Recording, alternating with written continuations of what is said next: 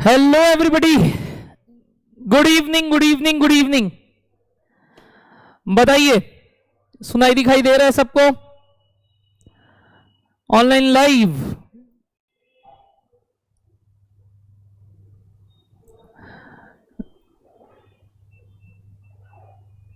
और मेरे प्यारे Google drive pen drive students, जब भी आप ये क्लास कर रहे हो तो आपको मॉर्निंग, नून, इवनिंग, नाइट, जब भी आप क्लास कर रहे हैं, ग्रेट। तो आज हम लोग एक बहुत ही इंटरेस्टिंग सब्जेक्ट और आपका one of the favourite subject, sir आपको कैसे मालूम? हो जाएगा, पहले से ही पता है मेरे को।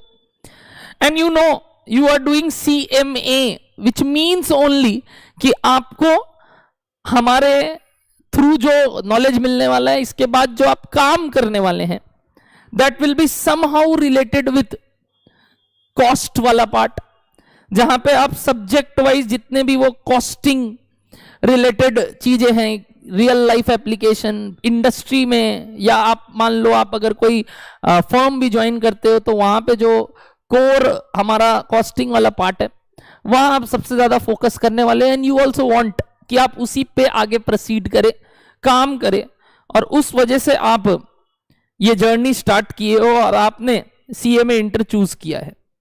कोर्स पर्सपेक्टिव से मैंने ऑलरेडी इसके बारे में आपको बताया था मेरे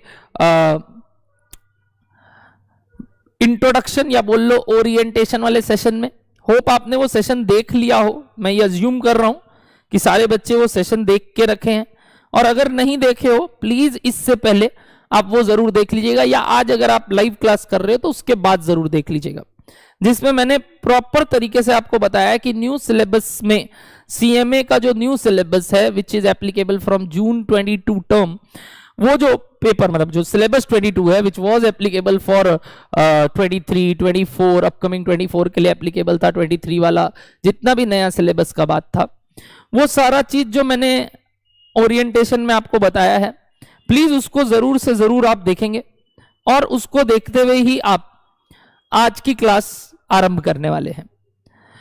अब मैं बात कर रहा हूं कि सर हम जो ये कॉस्टिंग में पढ़ने वाले हैं, इसमें पर्टिकुलरली हमारे ग्रुप वाइज क्या क्या पेपर्स हैं, कैसे हमें आगे बढ़ना है, वगैरह वगैरह, ये थोड़ा सा आप बता देते तो बढ़िया होता।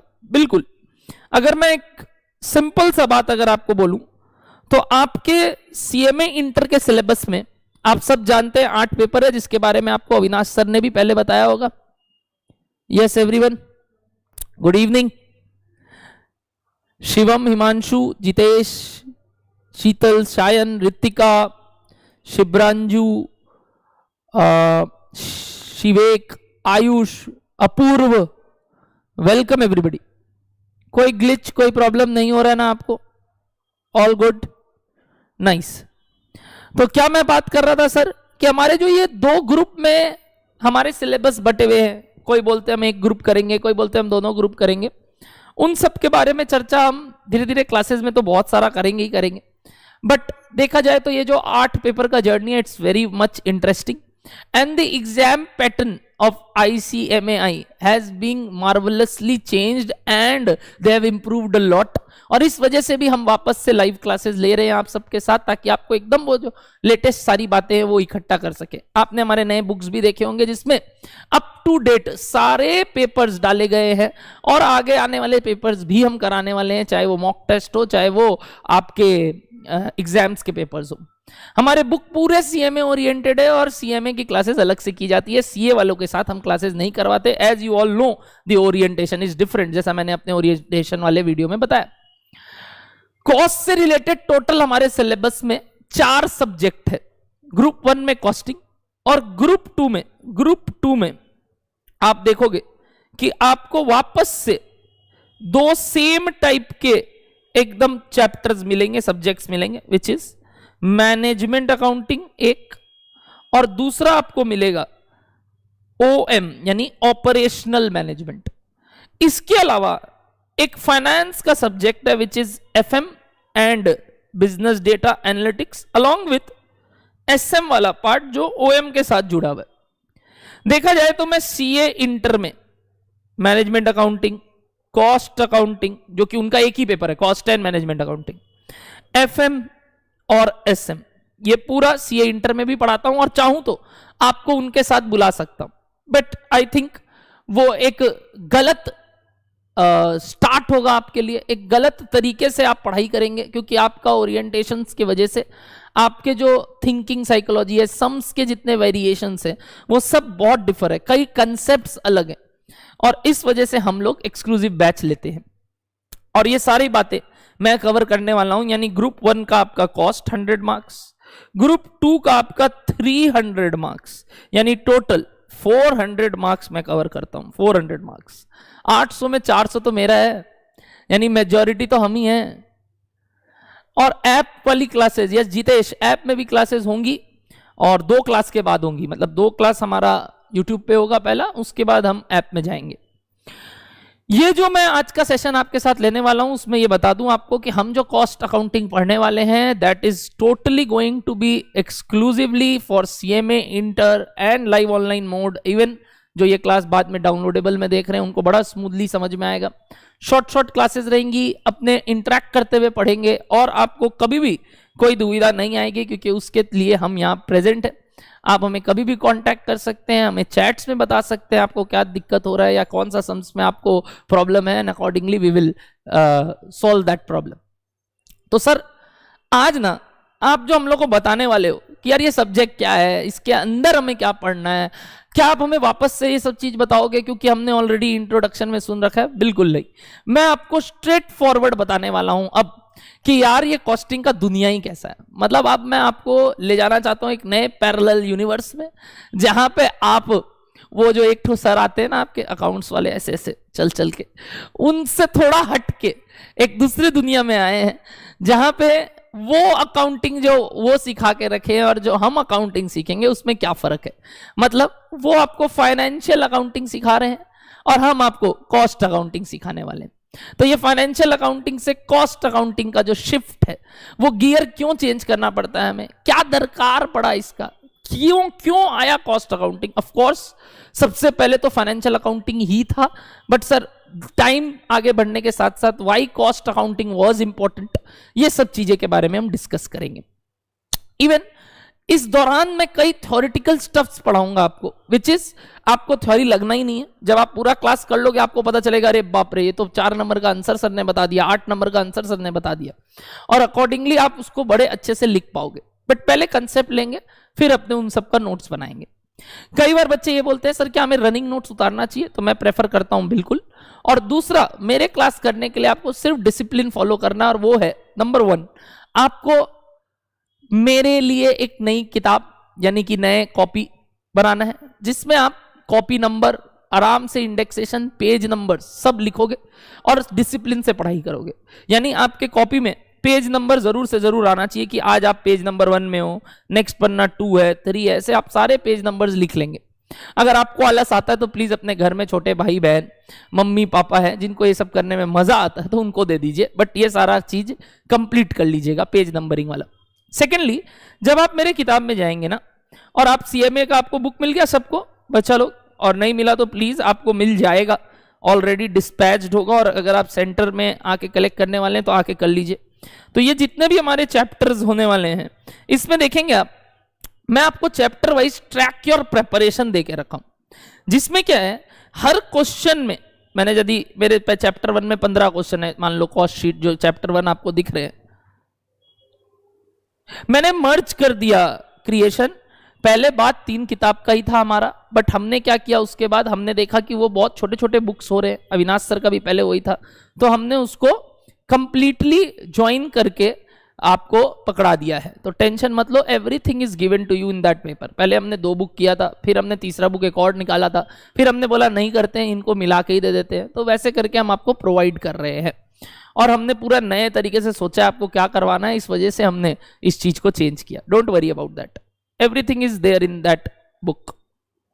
अब हम अगर बात करें ट्रैक योर प्रिपरेशन, तो इसमें आपको इंपॉर्टेंस लेवल वाइज मैंने क्वेश्चन जचाया, टॉपिक वाइज क्वेश्चन जचाया, एंड इवन मैं आपको क्लास के दौरान बोलूंगा, मान लो कि क्वेश्चन नंबर 6 इंपॉर्टेंट है, तो आप यहां आके उसको इंपॉर्टेंट मार्क करोगे। साथ ही साथ मान लो आपने क्वेश्चन नंबर 3 किया और आपको करते वक्त हल्का सा दिक्कत हुआ, जबकि सर ने इसको इंपॉर्टेंट नहीं बोला, तो आप अपने हिसाब से भी उसको मार्क करेंगे। यानी कुछ क्वेश्चंस ऐसे होंगे जो मैं इंपॉर्टेंट बताऊंगा, कुछ क्वेश्चन आपके तरफ से इंपॉर्टेंट निकलेंगे क्योंकि आपसे एक बार में नहीं बने। मेरे क्लास में आपको सबसे पहले खुद ही ट्राई करने हैं सम्स, फिर ही मैं आऊंगा। मतलब मैं आपको पहले नदी में फेंक दूंगा तैरने के लिए, जबकि आपको तैरना नहीं आता, और नदी में, स्विमिंग पूल में भी नहीं, ताकि आप झटपटाओ, आप तकलीफ में रहो, आपको यह समझ में आए कि यार गहराई जितना ज्यादा हम जाएंगे उतना बढ़िया है, और प्लस तभी हम तैराक बन पाएंगे और हम कुछ भी हडल क्रॉस कर पाएंगे। वरना जिस दिन एक जबरदस्त वेव आएगा उस दिन हम सब निपट जाएंगे। तो आपको फ्रॉम डे 1 मैं आप ही के ऊपर सारी चीजें पटक दूंगा। जैसा आप सब जानते हैं मैं फाउंडेशन लेवल पे क्या था और आगे भी मैं कैसे पढ़ाने वाला हूं, आपने ऑलरेडी कहीं सुन रखा होगा, कहीं जानते होंगे, और तभी आप जानते हो कि यहां आने के बाद आप पढ़ाई करना तो सीख जाओगे और आप इंसान तो बन जाओगे। अकॉर्डिंगली हम ये क्वेश्चंस को मार्क करने के बाद जो भी हमारे इंपॉर्टेंट क्वेश्चंस निकलेंगे, मान लो इस 15 में 5 निकले, 7 निकले, उन 5 से 7 सवाल को हम सेल्फ प्रैक्टिस 1 में एक बार जरूर बनाएंगे। सर ये सेल्फ प्रैक्टिस 1 कब करना चाहिए? अगर कोई सवाल बहुत ज्यादा पेचीदा लगा, क्लास में देखने के बाद लगा रे बाप रे बहुत ही टफ था, आज तो घर जाके वापस करना पड़ेगा, तो उसको तो तुरंत घर जाके ट्राई करना चाहिए क्लास वर्क को। और अगर ऐसा लगा नहीं ठीक है अपने इसको नेक्स्ट चैप्टर जब पढ़ेंगे तब करेंगे या टेस्ट से पहले करेंगे, तो that can be done. Best would भी अगर जब मैं टेस्ट अनाउंस करता हूं कि ये 4 चैप्टर का मिला के टेस्ट है, तो आप प्लीज पढ़ना स्टार्ट कर दीजिए। I will inform you prior 20 days पहले ही।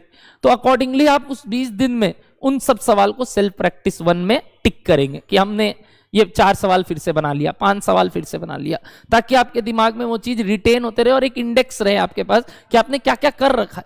क्योंकि लास्ट में जाते वक्त बच्चों को क्या लगता है मालूम, सर हमने रिवीजन ही नहीं किया, हमने कुछ किया ही नहीं, जबकि आपने बहुत कुछ किया है बट आपको पता नहीं क्योंकि आपने कहीं नोट नहीं किया। तो अगर इस बात को आप नोट कर लोगे ना, आपको कॉन्फिडेंस अलग लेवल से ऊपर चला जाएगा। और सेल्फ प्रैक्टिस 2 में आपको वो सब सवाल करने हैं जो आपको सेल्फ प्रैक्टिस 1 में करने में दिक्कत हुए। तो मान लो आपने सेल्फ प्रैक्टिस 1 में इन 7-8 सवाल को टिक किया, और मान लो ये वाला सवाल और ये वाला सवाल आपको दिक्कत हुआ था, तो आप उसको कोई सर्कल या बॉक्स कर लोगे, ताकि आपको ध्यान रहे कि 2 में ये दोनों तो पक्का करना है और अगर टाइम मिले तो बाकी के भी करने हैं। अकॉर्डिंगली हमें इस तरीके से अपने चैप्टर वाइज प्रिपरेशंस को ट्रैक करना है, ध्यान रखिएगा इस बात को। सेकंड, जैसे जैसे आप क्वेश्चंस देखोगे ना, मैंने क्वेश्चन नंबर के बगल में जो जगह छोड़ा है वहां आप क्या लिखने वाले होगे मालूम, 1/3।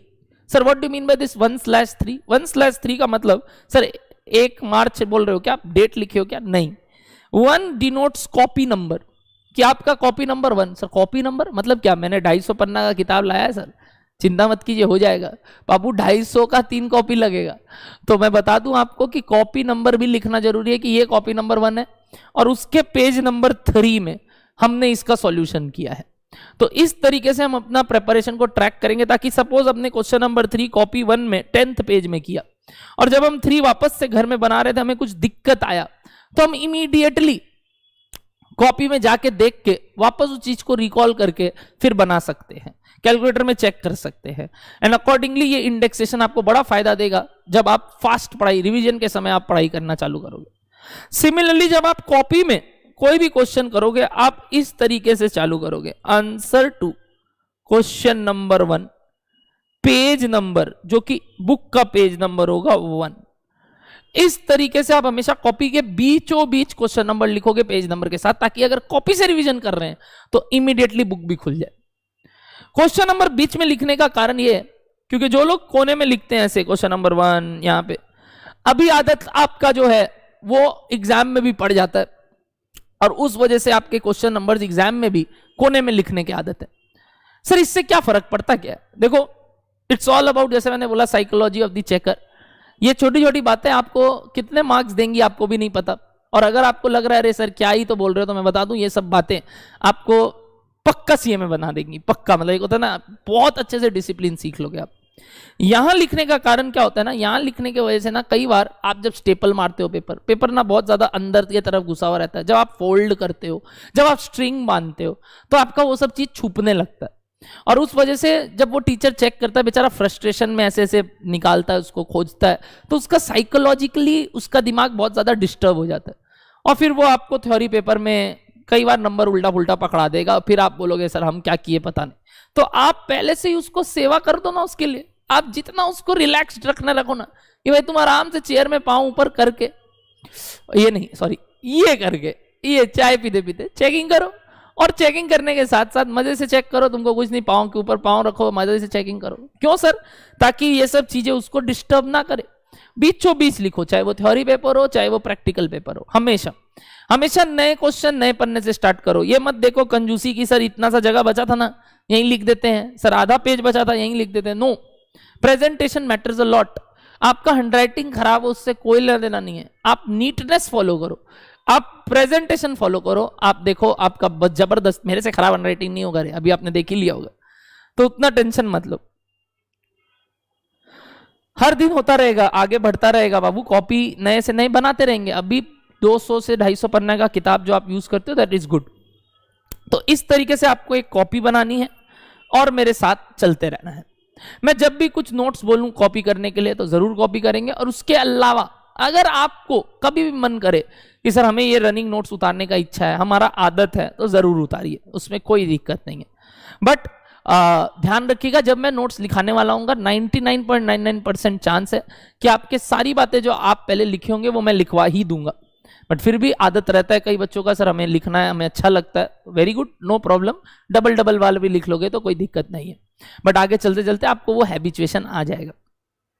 अब बात आया सर आज अपने क्या सीखने वाले हैं, क्या अपने चैप्टर 1 करेंगे सर आज? बिल्कुल नहीं। चैप्टर्स की शुरुआत होती है नींव से, और नींव हम रखते हैं आपके लिए हमेशा जिसका नाम होता है बेसिक्स।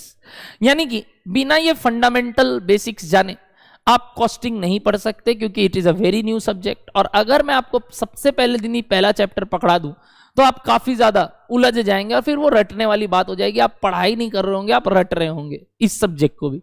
मैं नहीं चाहता वो काम हो। हंसी मजाक अपनी जगह और नॉलेज अपनी जगह है, ताकि हम अल्टीमेटली पास होने के बाद हम नौकरी में भी उतना ही अच्छे से परफॉर्म कर सके। आज पास होना सिर्फ क्राइटेरिया नहीं है सर, पास हो जाएंगे सर इंटर्नशिप नहीं लगती है, सर पास हो जाएंगे नौकरी नहीं लगती है। इसका रीजन क्या है सर? इसका रीजन है lack of knowledge, application based knowledge, street smartness. सिर्फ किताबी भाषाएं या फॉर्मूलाज याद करके 4 सम्स बना के कुछ नहीं होना है सर। हमें अपना माइंड खोलना है, हमें इस सब चीज के पीछे का क्रक्स जानना है, रीजन जानना है, जिसके कारण जब भी हमें कुछ दिक्कत हो हम उस आदमी के आगे बात करें तो उनको लगे यार ये तो सॉलिड जवाब दे रहा है, इसको सब चीज के बारे में आइडिया।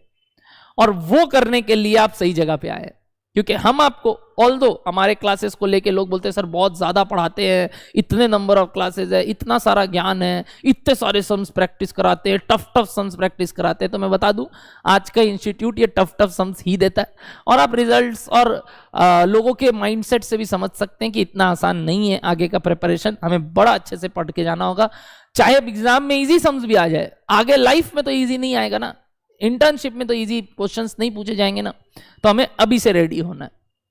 क्लियर है सर? क्लियर।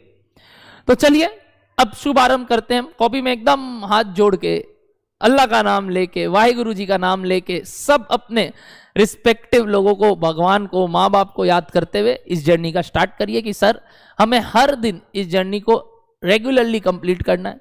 अगर आप लाइव आ रहे हो हम भी लाइव आएंगे, अगर हमने लाइव क्लास लिया है, अगर आप वीडियो लिए हो, आपको रेगुलरली रूटीन वाइज, जैसे हम हफ्ते में अगर लाइव में 5 दिन मिल रहे हैं तो आपको भी घर पे 5 दिन क्लासेस करनी है, रेगुलरली अपडेट देते रहना है हमें।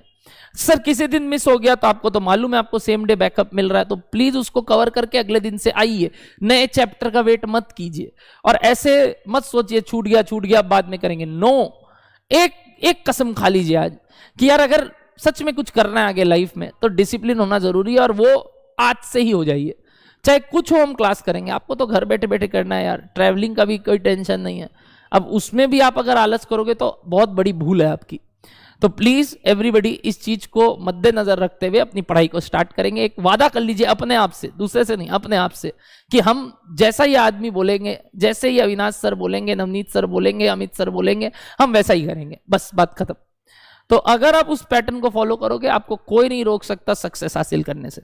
I don't care about marks, I don't care about ranks, I care about people getting success in their life. आप जब आगे बढ़ो, आप जिसके भी आगे खड़े हो, जब भी कुछ बात करो, लगना चाहिए यार इस बंदे में दम है। रैंक्स और आपके स्कॉलर्स मेरे के लिए मैटर नहीं करेंगे, मेरे लिए उस दिन मैटर करेगा जब वो सामने वाला बंदा आपका तारीफ करे दूसरे के आगे, यार क्या गजब बात करता है, उस दिन आप समझ लीजिए आप जीत गए। तो प्लीज एवरीबॉडी अपना नॉलेज खोलने के लिए पूरा इंटरेस्टिंगली सुनिएगा, कैलकुलेटर पास में रखिएगा जब भी कुछ बात होती है, और साथ ही साथ क्लासेस अच्छे से कीजिएगा। ज्यादा कमेंट्स पे ध्यान मत दीजिएगा, क्योंकि क्या होता है ना, जब आप एप्स में क्लासेस करते हो तो मैं देखता हूं बच्चे बोलते हैं सर ऐप में हम लिख रहे हैं, जितने क्लासेस हमारा पीछे का छूट जाता है, हमें वो फोन मचकाना पड़ता है, लैपटॉप मचकाना पड़ता है। तो देखिए मैं तो आपको यही बोलूंगा, जब तक आपका डाउट ना आए तब तक आपको शांति से सिर्फ क्लास करना है। शॉर्ट शॉर्ट क्लास है, ज्यादा टाइम वेस्ट नहीं करते हुए अपने को क्लासेस करने हैं आगे की। और अकॉर्डिंगली आपको ये समझना होगा कि भाई डाउट्स हैं तो पुट डाउन करेंगे, या सर जब पूछे कि इसका आंसर दो सब कोई, तभी हम आंसर देंगे। अदरवाइज जब तक हम सुन सकते हैं हम सिर्फ सुनेंगे और अपने नोट्स बनाएंगे। क्लियर है सबको? चलिए तो अब एक बार सब कोई थम्स अप देके प्लीज बताइए मेरे को क्या क्लियर है और हम स्टार्ट कर सकते हैं। मैंने आपको एक वापस से बहुत सुंदर इंट्रोडक्शन दिया, बहुत मोटिवेट करने की कोशिश किया कि भाई पढ़ाई को लेके सीरियस होना है, और आपको मैंने कोई ख्याली पुलाव जिंदगी नहीं सिखाया कि ये पैसा कमा लोगे, वो बस इंसान बनना है सर। प्लीज बताएंगे।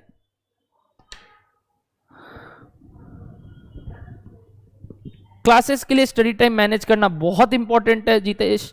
आपको ये समझना होगा कि आपके लिए बीकॉम जितना इंपॉर्टेंट है उससे कई गुना ज्यादा इंपॉर्टेंट ये प्रोफेशनल एग्जाम है। और वो जो बीकॉम के समय आपके कुछ क्लासेस छूटते हैं या आप समझ लो उस कारण से आप नहीं पढ़ पाते हो, तो वो चीज आपको ही रात को मैनेज करना है, ओवर टाइम पढ़ के आपको ही रात को अगले दिन कंप्लीट करना है। आप ये सोचोगे कि 7 दिन एग्जाम है तो हम उसके 2 दिन पहले से पढ़ेंगे, बीच बीच में छुट्टियां हैं उसमें भी पढ़ेंगे, तो देखो तब आप वो कर लो, ये बाद में कर लेना डायरेक्ट एंट्री रूट से। इट्स नॉट पॉसिबल, क्योंकि दिन में 24 घंटे ही हैं। अब आप बोलोगे हमको बीकॉम भी पढ़ना है और वो भी पढ़ना है, तो कैसे होगा? फिर तो वो मैनेज नहीं होता, फिर वो ओवर एक्सरेट करके आप बोल रहे हो कि भैया मेरे को अपना पूरा एकदम होता है ना कि हम अपने आप को 100% यूज करना चाहते हैं, तो वो बहुत मुश्किल है एक इंसान के लिए। मशीनें नहीं चलती हैं तो हम कहाँ से चलेंगे? तो प्लीज इस चीज को लेके एकदम भी टेंशन मत लीजिए। एग्जाम्स को लेके टेंशन लोगे, वो भी बीकॉम वाले, तब तो हो गया सर, बट वो भी तो जरूरी है ना। तब अगर वो जरूरी है तो मैं तो तब से बोल रहा हूँ फिर इसको आप वैसे ही करो बैकअप पे, फिर वही प्रॉब्लम आएगा सर वो तो हो गया, ये नहीं हुआ, क्या फायदा हुआ? आज इज्जत आपका लोग किस पे करेंगे? सीएमए से करेंगे ना। बीकॉम का कोई मार्क्स पूछता भी है, अगर पूछता है तो वो बेवकूफ है, और तुम बताते हो तो तुम बेवकूफ हो। कोई पूछता है क्या? नहीं सर। ये तो कैलकाटा है जहाँ ये बीकॉम का ट्रेंड है। बाबू बाहर में जितने लोग हैं यहाँ पे, आई डोंट नो, कई लोग बॉम्बे, दिल्ली, महाराष्ट्र और गुजरात सब जगह से क्लास करते हैं, Rajasthan, they don't even go to college, they don't even register to a college. तो they only concentrate on their professional exams. और यहां है बस एक वो कि सर डिग्री चाहिए ना एक ठो, क्योंकि ये वाला डिग्री आप नहीं ले सकते, मेहनत करेंगे तो यही डिग्री लीजिए ना। फिर आप बीकॉम दिखाना नहीं चाहेंगे किसी को। Go for it.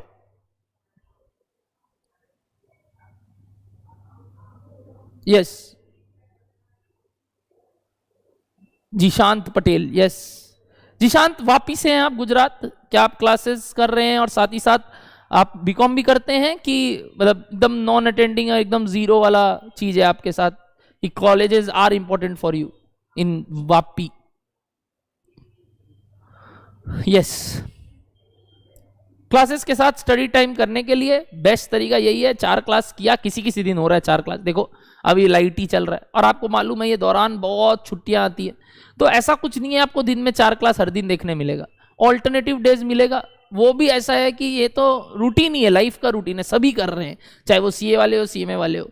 तो मेरे ख्याल से इट्स मैनेजेबल पटेल जी, और आप यदि वो चीज़ करेंगे तो आपको हर दिन टाइम निकलेगा, संडे टाइम मिलेगा जब आपको अच्छे से पढ़ाई करनी है। संडे ना मेरी क्लास है, ना अविनाश सर की क्लास है, ना टैक्स की क्लास है, हाईएस्ट लॉ की क्लास हो सकती है, तो अच्छा है ना, उस दिन पूरा वीक का डेटा हम समेट सकते हैं। Very good. आइए, चलो चलो चलो, अब लेट्स स्टार्ट सर। चलिए, तो हेडिंग देंगे सबको कॉपी में पहले, बेसिक्स, बेसिक्स ऑफ कॉस्ट।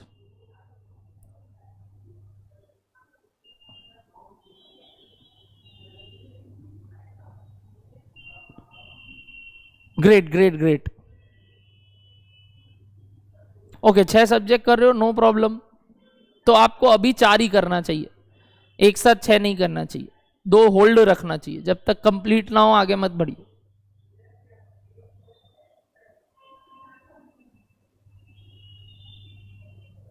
तो कॉस्टिंग करिए, टैक्स करिए, लॉ एक बार रोक दीजिए, और ग्रुप 2 का भी 2 सब्जेक्ट कीजिए। आप कॉर्पोरेट अकाउंटिंग रोक सकते हैं, और आई विल से आप एफएमबीडीए रोक सकते हैं। तो वहां 2, यहां 2 से साथ चलिए। चलिए लेट्स स्टार्ट नाउ। आइए, बेसिक्स ऑफ कॉस्टिंग। सर क्या है सर ये कॉस्ट क्या है? कॉस्ट वर्ड, तो सब्जेक्ट का नाम तो कॉस्ट अकाउंटिंग है, बट सर पहले तो ये समझाइए ये कॉस्ट वर्ड का मीनिंग क्या होता है, क्योंकि अकाउंटिंग वर्ड का मीनिंग हमें ऑलरेडी वो आपके पार्टनर है ना सर, वो जो फाइनेंशियल अकाउंटिंग पढ़ाते हैं, पार्टनर नहीं, मेरा परम मित्र, मेरे बड़े भाई, मेरा सब कुछ है वो। और वो आज हम लोग जिस लेवल पे हैं, मुकाम पे हैं, उसकी कई मेहनत इसमें लगी है। और we Naveen classes are Naveen, not Avinash and Navneet, and we always say it's about कि सर हमें नवीन को आगे बढ़ाना है, और उस वजह से हम लोग बहुत मेहनत करते हैं। और वो आपको अकाउंटिंग के ऊपर कई ज्ञान दे चुके हैं, तो मैं आपको पहले उसके आगे जो एग्जेक्टिव लगा हुआ है कॉस्ट, उसके बारे में बात करता हूं। सर ये जो कॉस्ट वर्ड है ना सर, ये हम अपनी निजी जिंदगी में बहुत बार यूज करते हैं, और अकाउंट्स में भी सर हमें कई बार बताएं कॉस्ट है, ये खर्चा लग रहा है। एग्जैक्टली तो जब हम ये कॉस्ट का बात करते हैं ना, हम सिंपली बोलते हैं सर, हमने घर में अगर बात करते हैं हम, तो हम इसका एक सिनोनिम बोलते हैं खर्चा, बस। अब हमको अकाउंट्स में सर इन खर्चों को कई पार्ट्स में ब्रेक करवाया जाता है। मे बी एक तरीका बोलूं तो revenue expenditure and capital expenditure, सुन के रखा होगा आपने फाउंडेशन लेवल पे, हाँ सर, कि कुछ रेवेन्यू एक्सपेंडिचर्स होते हैं और कुछ कैपिटल एक्सपेंडिचर्स होते हैं। तो कुछ वैसे आपने खर्चों को पढ़ रखा है, आपने कुछ खर्चों को पढ़ रखा है डायरेक्ट इनडायरेक्ट, आपने कुछ खर्चों को पढ़ रखा है sir variable cost fixed cost, आपने कुछ खर्चों को पढ़ रखा है सर कि ये हमारे लिए ऑपरेटिंग है कि non operating, etcetera etcetera. Accordingly ये कॉस्ट कई रकम के हैं, कई रकम के हिसाब से। तो अगर एक सिनोनिम है कॉस्ट का, तो दैट इज खर्चे, यानी खर्चे का अकाउंटिंग करना है। क्या सर कमाई का अकाउंटिंग नहीं करना है? क्या सर हमें कमाई नहीं देखना चाहिए? बिल्कुल, कॉस्ट से अल्टीमेटली हम कमाई ही देखते हैं, बट जब तक हम कोई बिजनेस का खर्चा नहीं समझेंगे, हम कितने में माल बेचना है कैसे समझेंगे? एक मिनट सर, मतलब कितने में बेचना है वो तो पता होता है ना, सेलिंग प्राइस। अविनाश सर तो वैसे ही कराते हैं, बाई सेल्स सबसे पहला एंट्री हमारे ट्रेडिंग पीएल में हम लिखते हैं। तो मैं बता दूं, अविनाश सर पोस्टमार्टम वाला काम करते हैं। अरे वो देख के ही समझ में आता है ना, वो सब नहीं होते जो लास्ट में जो एकदम फांसी में टंगा देते हैं आपको, तो उस टाइप के जो एकदम फौलादी एकदम मस्त आदमी, तो वो पोस्टमार्टम का काम करते हैं। वो जो डेटा है, डेटा ऑलरेडी आपको पता है, उसको रिकॉर्ड करना सिखाते हैं। तो कॉस्ट में ऐसा क्या है? कॉस्ट में बोलता है data recording is last work, first work is to first of all find the exact cost or estimated cost to be incurred in case of a business, and accordingly setting up some selling prices by adding your desired profit। Sir कुछ ज्यादा English नहीं हो गया? बिल्कुल, तो sir थोड़ा हिंदी में बोलिए ना। अरे भाई पहले अपना खर्चा पता कर लो ना, कि अगर ये धंधा करेंगे तो क्या क्या खर्चा लग सकता है, एंड अकॉर्डिंगली हमें इतना प्रॉफिट कमाना है तो हमें कितने का माल बेचना पड़ेगा, दैट्स इट। अब चाहे वो कोई भी काम हो, वहां पे हम ये खर्चा निकालते हैं। टोटल कितने इंडस्ट्री, या तुम मान लो कितने सेक्टर वाइज हम ये काम करते हैं सर, देखा जाए तो देयर आर 3 ब्रॉड सेक्टर्स जहां हम खर्चे का बात करते हैं। एक वर्ड है कॉमर्स, जिसको हम बोलते हैं ट्रेडिंग बिजनेसेस। एक वर्ड है इंडस्ट्री, जिसको हम बोलते हैं मैन्युफैक्चरिंग इंडस्ट्री, और एक हम बोलते हैं सर्विस, जिनको हम बोलते हैं ऑपरेटिंग बिजनेस। तो there are total 3 industries wise, commerce wise, service wise sectors जहां पे हम ये खर्चे निकालते हैं। Sir who are a trader? Anybody? किसी के पिताजी यहां जो ट्रेडिंग बिजनेस में है, please raise your hand. Trading business में, ट्रेडिंग बिजनेस, पापा ट्रेड करते, ट्रेडिंग बिजनेस में, ट्रेडिंग इंडस्ट्री, एनीबडी? या लिखेंगे आप कि आपके अगर फादर काम कर रहे हैं अभी तो वो ट्रेडिंग कर रहे हैं, मैन्युफैक्चरिंग इंडस्ट्री में है, कि वो एक ऑपरेटिंग यानी सर्विस सेक्टर से जुड़े हुए हैं, चाहे कैसे भी, चाहे वो मालिक हो, चाहे वो वहां पे आप समझ लो सैलरीड एम्प्लॉयड हैं, चाहे वो अपने यहाँ पे काम खुद का बिजनेस कर रहे हैं, जैसे भी, प्लीज बताएंगे हमें कि क्या आपके फादर, घर पे मदर क्या इंडस्ट्री से लिंक्ड है, किस इंडस्ट्री से आप सब लिंक्ड है? सर्विस, तेजस बोल रहे हैं सर्विस, जीत, अरे हाँ सूरत वासी, मेरे को तो मालूम है तुम तो मैन्युफैक्चरिंग में ही होगा। नो सर, गवर्नमेंट जॉब है, रिटायर्ड हो गए हैं, ग्रेट ग्रेट, तो मतलब गवर्नमेंट जॉब था ना पहले, तो मतलब सर्विस इंडस्ट्री में थे या मैन्युफैक्चरिंग में ही जॉब करते थे, बताइए? Service, okay. Pharmaceutical, nice nice nice, service industry, great great. चलिए बहुत कुछ सीखने मिला, पता चला। आइए, ग्रेट शायन, ग्रेट, समझ में आ गया। रितिका, शायन, जीतेश, पटेल जी, शिवम, तेजस, सबने बताया। अपूर्व, MTNL, okay, yes I know, आप वापी के हैं इसलिए तो मैंने बोला। आइए, तो सर अब आप बताइए ये खर्चों का हिसाब किताब हर सेक्टर कैसे मेंटेन करता है? सबसे पहले अगर बात करें, ओके, रियल एस्टेट प्रमोटर्स, शिब्रांजुन, क्या आपके पिताजी रियल एस्टेट के प्रमोटर्स हैं?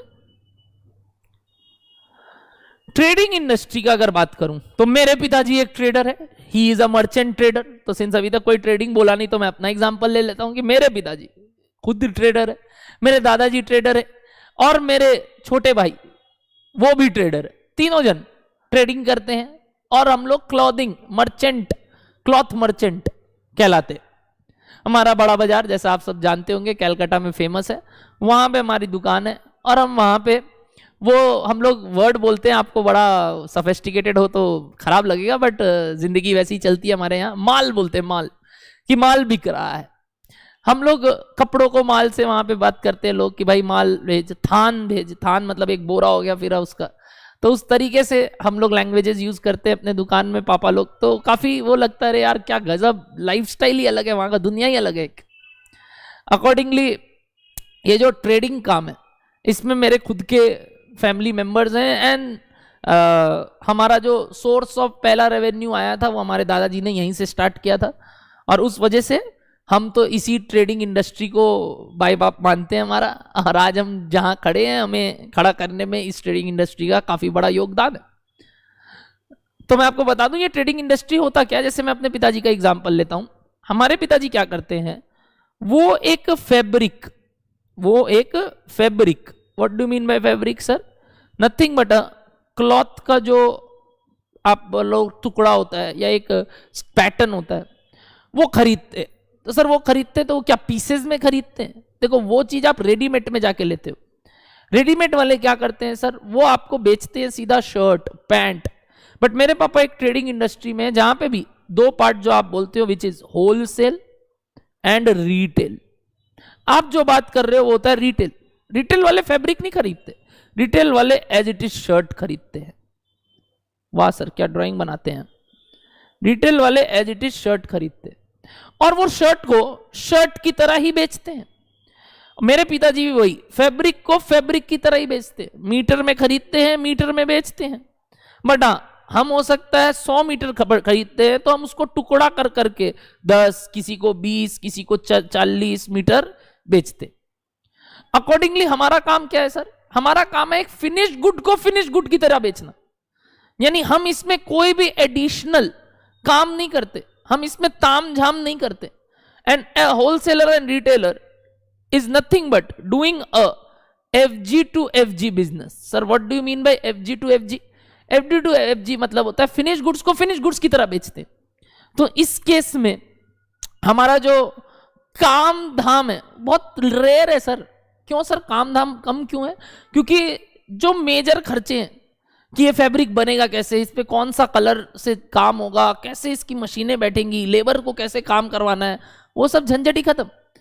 एज अ चीज रेडीमेड खरीदना है, दुकान है हमारा, वहां पे क्या होंगे, स्टाफ्स होंगे जो उसको कटिंग कर देंगे और आपको बैठना है मस्त और माल बेचना है। सर इतना आसान है तो वही कर लेते हैं। एग्जैक्टली आसान कुछ नहीं है सर, बट देखा जाए तो the process of costing is very much easy over there, because एक रॉ मटेरियल को हम कोई फिनिश गुड्स नहीं बता रहे, हम सीधा का सीधा वही चीज को वैसे ही बेच रहे हैं, हाईएस्ट टू हाईएस्ट में थोड़ा कटिंग वटिंग करके, और कुछ नहीं। मतलब एक बड़े लॉट में खरीद के छोटे लॉट में बेचना, नथिंग एल्स। अकॉर्डिंगली ये जो फिनिश गुड्स से फिनिश गुड्स का धंधा होता है थोड़ा आसान होता है समझ में आने के लिए, और इधर ज्यादा हिसाब किताब रखने का दरकार नहीं है। To know your margin, to know your cost, क्या क्या इनकर हो रहे, सिंपल कॉस्ट है। Main cost is only purchase, staff salaries and rents are very nominal thing for them, और जो मेन खर्चा है वो यही है।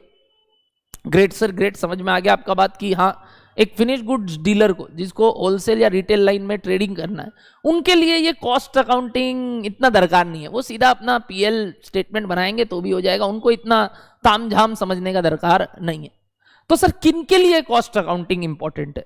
ये कॉस्ट अकाउंटिंग इंपॉर्टेंट है बाकी दो सेक्टर के लिए। ये दो सेक्टर ना बहुत ज्यादा घाटे में जा सकते हैं अगर ये अपना प्रॉपरली कैलकुलेशन नहीं करते हैं कॉस्ट का। जैसे आपने वो पिक्चर देखा गैंग्स ऑफ वासेपुर, उसमें एक लाइन बोला था एक वो आप समझ लो वो जो नाम भूल जा रहा हूँ उनका, बट वो जो थे हम लोग, मतलब वो हमारे लिए वो पिक्चर नहीं है कि इमोशन है।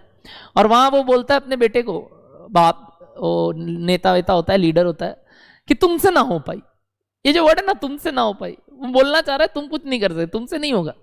तुमसे नहीं होगा मतलब सर अगर आप कॉस्ट ही ठीक से नहीं निकालोगे, आप अपना खर्चा ही नहीं जानोगे, तो बेचते वक्त आपको पता ही नहीं होगा कि आपको कितने में बेच के निकाल देना है। बार्गेनिंग करेंगे कोई सामने वाले तो आप हो सकता है हाँ बोल दो, हाँ ठीक है ले जा, कल को देखे बाद में जाके अल्ले खरीद और मेरा खर्चा उससे कम था।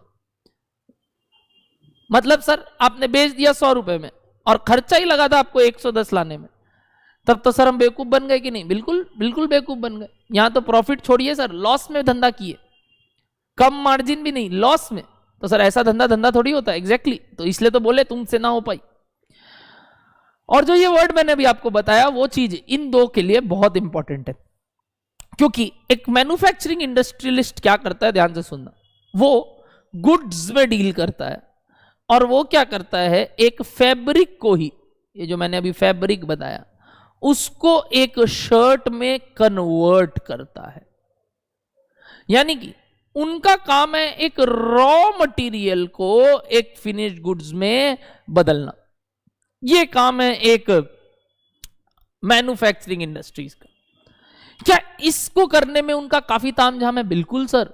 उनको रॉ मटेरियल का प्रोक्योरमेंट से लेके डिजाइनिंग, उसके बाद उसके ऊपर जो भी ब्रांडिंग, लोगो लगाना, वर्कर का खर्चा, फैक्ट्री बैठाना, इतने सारे मशीनें खरीदना, उनके ऊपर काम करवाना, लेटेस्ट चीजें लाना, और सर उसके बाद टीम रखना पीछे मार्केटिंग के लिए, एडमिनिस्ट्रेशन के लिए, ऑफिसेज बैठाना। अरे बाप रे, काम ही काम है सर, काम ही काम। एंड अकॉर्डिंगली ये प्रोसेस बहुत बड़ा है प्रोसेस, और इसमें अगर हम एक छोटी छोटी चीजों का ध्यान ना रखें तो हम कई बार बिजनेस ठप होते हुए देखते हैं, और बड़े से बड़े बिजनेस भी ठप हो जाते हैं, बड़ा से बड़ा नाम भी एक बार में गायब हो जाता है। और उनके कई रीजंस ये होते हैं कि वो अपनी कॉस्टिंग ठीक से नहीं करते। आप जानते हो कई ऐसे महारथी हैं, जैसे विजय माल्या, जैसे आप मुकेश अंबानी के भाई अनिल अंबानी, इन सब के नाम रिसेंट में सुने हुए होंगे, और आपको पता होगा कि क्या हो गया इनके साथ। अचानक से इतने बड़े पार्टी कहां से कहां पहुंच गए। रॉयल चैलेंजर्स बेंगलोर विराट कोहली को खरीद तो लिए सर, बट उसके बाद खुद ही आ नहीं है। तो इस कारण से ये मैन्युफैक्चरिंग इंडस्ट्रीज को लेके क्या गड़बड़ हो सकता है अगर हम ठीक से कॉस्टिंग ना करें, वो सब हम सीखने वाले हैं। और हम कैसे कॉस्टिंग करें, कैसे अपना कॉस्ट निकाले ताकि हम वो सेलिंग प्राइस भी सोच सके, वो सब चीज हम करते हैं। यानी हम कॉस्टिंग में थोड़ा फ्यूचरिस्टिक होकर बात करते हैं, रादर देन कि सर जो डेटा हो चुके हैं या हिस्टोरिक डेटा पे काम करना। Great sir great. तो ये जगह पे बिल्कुल खर्चों का हिसाब किताब बहुत ज्यादा इंपॉर्टेंट हो गया है। और लास्ट आता है हमारा सर्विस इंडस्ट्री, जहां हम गुड्स नहीं सर, सर्विस या मिक्स्ड काम करते हैं। मिक्स मतलब जैसे हमारा इंडस्ट्री है नवीन क्लासेस, हम लोग क्या करते हैं सर, हम लोग क्लासेस प्रोवाइड करते हैं which is a service industry, but along with that we provide books, तो दैट इज अ गुड, तो this is called a mix service. But ज्यादातर हमारा कंपोनेंट सर्विस का है, तो हम उसको कंपोजिट सर्विस बोलते हैं। और ये आप जाके आगे जब आप टैक्स पढ़ोगे, आप आईडीटी में सुनोगे ये सब बात। तो जब मैं इस सर्विस की बात कर रहा हूं, मिक्स टाइप की सर्विस, चाहे उसमें गुड्स भी देते हो, जब ज्यादा कंपोनेंट सर्विस की है, वहां पे भी कॉस्टिंग बहुत ज्यादा इंपॉर्टेंट है, क्योंकि हर एक सर्विस इंडस्ट्री में अलग अलग खर्चे हैं, अलग अलग तरीके से कैलकुलेशंस है। जैसे हमारे लिए हमारा नॉलेज, हमारे लिए इस नॉलेज का जो कैलकुलेशन है ये बहुत ज्यादा यूनिक है। आपको लगता है कि भाई ये क्या ही है, जैसे आप सुने होंगे, आपको जानते भी होंगे, आप जब सीए सीएमए बनते हैं तो कई बार आपके रिलेटिव्स बोल देते हैं, यार सुनना, तेरे को तो सीएमए किया हुआ है, तेरे को तो रिटर्न विटर्न लगाना आता होगा, टैक्स वैक्स का नॉलेज है, तो सुनना मेरा रिटर्न तुम ही लगा देना। तुम बोलते हैं हाँ लगा देंगे, 1500 रुपया लगेगा, 2000 रुपया लगेगा, 2500 रुपया लगेगा, डिपेंडिंग अपॉन वही जो स्केलेबिलिटी है। इंडिविजुअल का रिटर्न है तो कम लेंगे सर, कंपनी का रिटर्न है तो बेसी लेंगे, अकॉर्डिंगली हम चार्ज करेंगे उनसे। जब तुम उनको ये बात बोलते हैं ना, बोलते क्या तो तुम मेरे से लेगा यार, तुम्हारा मामा जी लगते हैं, तुमको मालूम है कि नहीं, 1500 रुपए का काम कैसे है, 5 मिनट में तो तुम कर देता है। तो बोला बाबू, वो 5 मिनट में करने वाला काम आप सोच भी नहीं सकते कि कैसे होता है, और सोचो हम वो काम 5 मिनट में कर देते हैं। तो हमारा क्या ये तपस्या नहीं था जो हमने पढ़ाई किया, जिसमें हमने पैसे लगाए? क्या हमने अपना इन्वेस्टमेंट नहीं किया है, टाइम का, दिमाग का, पैसों का? हमने स्ट्रगल नहीं किया है? बिल्कुल किया है। बट फिर उस दिन क्या लगता है, अरे किस बात का आप कमाई, इतना ज्यादा फीस, इतना ज्यादा किस बात का चार्ज कर रहे? तो सर्विस इंडस्ट्री वेरी मच उस तरीके से दिक्तार दिया जाता है कि यार किस बात का पैसा लेते हैं लोग। बट इस चीज का अहमियत और एहसास आपको तो है, और आपको तो पता है कितना बड़ा चीज है ये, कि हम वो काम 5 मिनट में कर देते हैं, जो काम आपको समझ में भी नहीं आता ये चीज होता कैसे। अकॉर्डिंगली उस चीज का अहमियत नहीं समझ में आता है। बट जब आप उनसे बोलो कि भैया वो आपके यहाँ कुछ सुने नया मोबाइल फोन आया है या नया शर्ट आया है, क्या हमको दे दोगे एक शर्ट? तो बोलते अरे ऐसे कैसे दे देंगे, खर्चा तो निकाले। तो बोलेगा खर्चा ही तो निकालने का हम भी बात कर रहे थे। बोला तुम्हारा क्या खर्चा, तुम क्या करोगे करके, तुम तो 5 मिनट बैठोगे कंप्यूटर में हो जाएगा। इलेक्ट्रिसिटी का खर्चा लोगे 5 मिनट का, बट कौन सिखाए उनको कि यार इस नॉलेज का खर्चा क्या था। अकॉर्डिंगली ये सर्विस में भी कैलकुलेशन बहुत दिक्कत देता है। इवन कई और ऐसे सर्विसेज है, जैसे आप जानते हो आपके school bus, travelling, hotel industry, restaurant industry, they all are mixed type काम, जहां आपको सर्विसेज भी प्रोवाइड की जाती है। रेस्टोरेंट में आपको सिर्फ खाना नहीं, आपको सर्विसेज भी मिलते हैं सर। सिर्फ खाना ही मिलता तो क्या ही बड़ा बात है सर। सर्विसेज सर्व करना, टेबल आपके लिए रखना, बहुत खर्चे हैं, और वहाँ वेटर्स रखने, आपको का बात सुनना, बताना क्या सही क्या गलत, क्या होना चाहिए क्या नहीं होना चाहिए। अकॉर्डिंगली वो सर्विस इंडस्ट्री एक बहुत ही बड़ा इंडस्ट्री है sir. Hospital it's a very big service industry. तो वी मस्ट अंडरस्टैंड दैट ये स्कूल, हॉस्पिटल, होटल्स, रेस्टोरेंट्स, जहाँ हम जाते हैं, जहाँ हम निजी ज़िंदगी में घूमते हैं, हम ट्रैवलिंग के लिए काफ़ी चीज़ें यूज़ करते हैं सर। हम सर्विस लेते हैं बस का, पब्लिक ट्रांसपोर्ट, प्राइवेट ट्रांसपोर्ट्स, ये सब सर्विस इंडस्ट्री में आता है। और इन सब का कैलकुलेशन भी बहुत इंपॉर्टेंट है, क्योंकि यहाँ हम एक सर्विस को प्रोवाइड करते हैं, प्रोवाइड, जिसमें गुड्स को हम प्रोवाइड वर्ड यूज करते हैं, बट यहां पे सर प्रोवाइड की जगह एक सफिस्टिकेटेड वर्ड आता है विच इज कॉल्ड रेंडर करते हैं। Service is being render and goods are being produced या प्रोवाइडेड। अकॉर्डिंगली इन सब केस में हमारा calculation of cost is a very big deal. ये मैंने हॉ बनाया, हॉ कि ध्यान रखना पड़ता है बाबू, यार बहुत बड़ा चक्कर है। और इसलिए हम कॉस्ट अकाउंटिंग सिस्टम पढ़ने वाले हैं, क्योंकि अविनाश सर आपको इन तीनों में अलग बात कुछ नहीं बताएंगे। वो हर केस में आपको किस तरीके से पीएल बनता है, बैलेंस शीट बनता है, रिकॉर्डिंग्स होती हैं इन सब की, कि हाँ चलो कैसे इनको पोस्टिंग करना है वो बताएंगे। बट इन सब का कैलकुलेशन, कैसे इन चीज के ऊपर खर्चा सोचा जाए, क्या करने वाले हम आगे, वो सब चीज मैं आपको बताने वाला हूं। अब अगर मैं कोई पीएल में भी आऊं, रेंडर मतलब प्रोवाइड करना, वही प्रोवाइड का एक सिनोनिम है रेंडरिंग। जैसे अपने बोलते हैं ना रेंडरिंग मतलब क्या, प्रोसेस कर रहे हैं, काम कर रहे हैं, सर्विस प्रोवाइड कर रहे हैं, तो उसको ही रेंडरिंग बोलते हैं। आइए, आपने कुछ ये देखा है, बताना तो कोई कि मैं क्या बना रहा हूं, कोई बता सकता है तो देखते हैं। ये देखते ही आपको टी फॉर्मेट बचपन का याद आएगा, जिसमें मैं क्या बना रहा हूं आपको पता चल रहा होगा। ये कौन से अकाउंट्स है सर? सर ये फाइनल अकाउंट्स में हमने सीखा था, जिसका नाम है trading and PL account. Correct everybody? Trading and PL account, बिल्कुल। Financial accounting, financial statements, financial records, final books. Correct? Correct sir, correct. हमने देख रखा है सर, ट्रेडिंग पीएल हमने देख रखा है।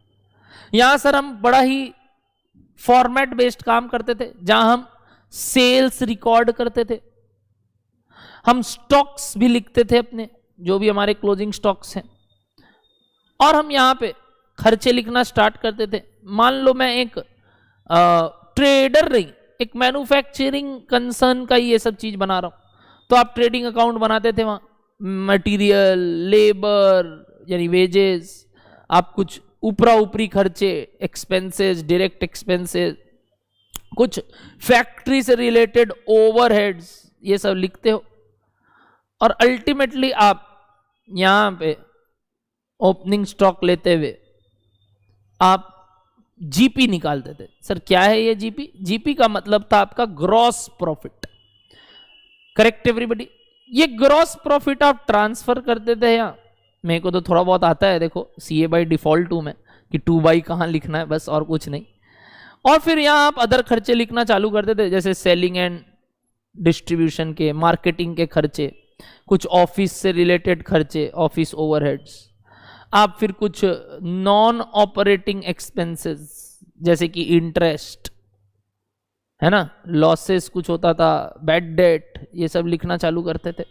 और यहाँ पे आप कभी कोई, अगर आपका कोई नॉन ऑपरेटिंग इनकम होता था, वो आप रिकॉर्ड करते थे, रेंटल इनकम्स, डिविडेंड इनकम, और आपका interest income, profit on sale of investment, etcetera etcetera, काफी चीजें। एंड अकॉर्डिंगली आप यहां लिखते थे टू नेट प्रॉफिट। और फिर आप इसके बाद या तो पीएल एप प्रो बनाते थे, या इसी में टैक्स के बाद आप नेट प्रॉफिट आफ्टर टैक्स निकाल के रिजर्व्स में ट्रांसफर कर देते हो, और फिर वहां से अगर डिविडेंड देना है तो बात अलग। तो ये एक जनरल ट्रेडिंग और पीएल आपने बचपन में बनाया था, जहां आप कुछ 2 प्रॉफिट्स निकाल रहे हो। पता है क्या क्या? ग्रॉस प्रॉफिट, और एक आप निकाल रहे हो net profit. Sir what do mean by gross profit? Gross profit का एक साधारण मतलब होता है कि हम ट्रेडिंग करके, यानी हम धंधा करके कितना कमा रहे हैं। तो सर धंधा करके जो कमाते हैं, उस प्रॉफिट को ग्रॉस प्रॉफिट क्यों, ऑपरेटिंग प्रॉफिट बुलाइए, क्योंकि धंधा मतलब ऑपरेशंस, और नॉन ऑपरेटिंग को अलग से लिखिए। बिल्कुल सही। बट सर ऑपरेशंस सिर्फ और सिर्फ फैक्ट्री में होते हैं कि सर हम ऑफिसेज में भी काम कर रहे हैं, हम सेलिंग डिपार्टमेंट में भी काम कर रहे हैं, और वो भी तो प्रोडक्ट का ऑपरेटिंग कॉस्ट है। बिल्कुल है। तो देखा गया कि ये सारे के अलावा नीचे स्टेटमेंट में ये 2 भी ऑपरेटिंग कॉस्ट ही थे, बट अकाउंट्स इनको पीएल में ट्रांसफर कर रहा था। और हेंस इस प्रॉफिट को जब हम ग्रॉस प्रॉफिट बोलते हैं, हम बाकी के खर्चों को मिला के, आपको पता है आप अकाउंट्स में इसको क्या बुलाते थे? मैं बोलूंगा आपको याद आ जाएगा। Cost of good sold, COGS। क्या बुलाते थे आप इसको बताइए? COGS, cost of goods sold, जिसका डिफरेंस आप जीपी निकालते थे। फिर आप जीपी से बाकी खर्चे माइनस करते हो, जो कि सेलिंग खर्चा है, सेलिंग खर्चा, और उसके बाद आप नॉन ऑपरेटिंग केसेस लेके नेट प्रॉफिट निकालते हो। बट सर यहां पे कहीं भी हमें धंधे का प्रॉफिट नहीं मिला। आप बोल रहे थे जीपी धंधे का प्रॉफिट है, सर नहीं हो पा रहा है, क्योंकि आपने सेलिंग खर्चा कहां लिया? अभी धंधा तो सेल्स करने के बाद निकलता है। तो ऑपरेशंस यहां कंप्लीट हो रहे थे, बट हम पीएल यहां से बनाना स्टार्ट कर दिए थे। इस वजह से अकाउंट्स हमें वो जो सबसे इंपॉर्टेंट प्रॉफिट है, जो कॉस्ट को चाहिए, सबसे इंपॉर्टेंट खर्चे हैं जिसका सेग्रीगेशन चाहिए, वो नहीं दे पा रहा था, और वो है operating cost and operating profits. तो to find operating cost and operating profit हमें एक नया स्टेटमेंट बनाना पड़ा, या रैदर मैं बोलूं इस स्टेटमेंट को थोड़ा चेंज करना पड़ा। क्या किए सर आप? मैंने इस स्टेटमेंट को बस थोड़ा नीचे कर दिया। क्या नीचे कर दिया सर आपने? मैंने ये जो ऑफिस ओवरहेड है ना और जीपी था ना, उसके बीच में एक और प्रॉफिट निकाला जिसको मैंने बोला ऑपरेटिंग प्रॉफिट, बैलेंसिंग फिगर। मतलब सर आपने जीपी जो प्रॉफिट आया था उससे सेलिंग खर्चा और ऑफिस खर्चा हटाने के बाद जो प्रॉफिट निकला उसको ऑपरेटिंग प्रॉफिट बोला, और फिर आप यहां पे ऑपरेटिंग प्रॉफिट ट्रांसफर कर रहे हो, फिर उससे नॉन ऑपरेटिंग एडजस्टमेंट कर रहे हो और नेट प्रॉफिट निकाल रहे हो। क्या ये काम हमारा अकाउंट्स करके देता है? बिल्कुल नहीं देता। तो ये काम हमें अकाउंट्स के थ्रू नहीं मिलता है, और इस वजह से हम कॉस्ट बनाते हैं जहां हम ऑपरेटिंग प्रॉफिट बनाते हैं कुछ इस तरीके से। तो सर क्या दरकार था पीएल को दो तोड़ के? एग्जैक्टली पीएल नहीं दो तोड़ के, हम इसको पीएल नहीं बोलते थे, हम यहां पे लाइन ड्रॉ कर लेंगे और अब हम ये दोनों को जोड़ देंगे, हेंस हमें जीपी लिखने का दरकार नहीं है। एक बार अगर इन बात को आप जोड़ोगे तो ये पूरा बात को आप पता है बचपन में कहां पढ़ रखे हो? मैं बताऊं, मैन्युफैक्चरिंग अकाउंट बनाए हो, फाउंडेशन में कॉस्ट शीट सीखे हो, यही कॉस्ट शीट था जिस तरह आप सेल्स और इस कॉस्ट को कंपेयर करके प्रॉफिट निकालते थे, hence that profit was called operating profit. तो वो चीज कहां होता है सर? वहां वो चीज कॉस्ट में होता है, फाइनेंस नहीं सीखा था। तो फाइनेंस आपको सिर्फ और सिर्फ जीपी और एनपी बताता है। तो व्हाट अबाउट ऑपरेटिंग प्रॉफिट? धंधे का प्रॉफिट कितना, धंधे के खर्चे कितने, उसके लिए हम कॉस्टिंग का अकाउंटिंग इस्तेमाल करते हैं, जहां पे हम सबसे पहले कोरे कागज में, जिनको हम शीट्स बुलाते हैं, यू नो कागज को हम शीट्स बुलाते हैं, हम शीट्स में अपने खर्चे लिखते हैं। हेंस जो हम सबसे पहला चैप्टर पढ़ेंगे आगे आने वाला, जिनको हम कॉस्ट शीट बुलाएंगे, जो आपने फाउंडेशन लेवल पे भी मुझसे ही पढ़ रखा होगा, भले ही आपका अकाउंट्स अविनाश सर का लिया हुआ था, तो बट वो जो 20 नंबर का आपका फाउंडेशन में कॉस्टिंग था वो मैं ही टेकअप करता था।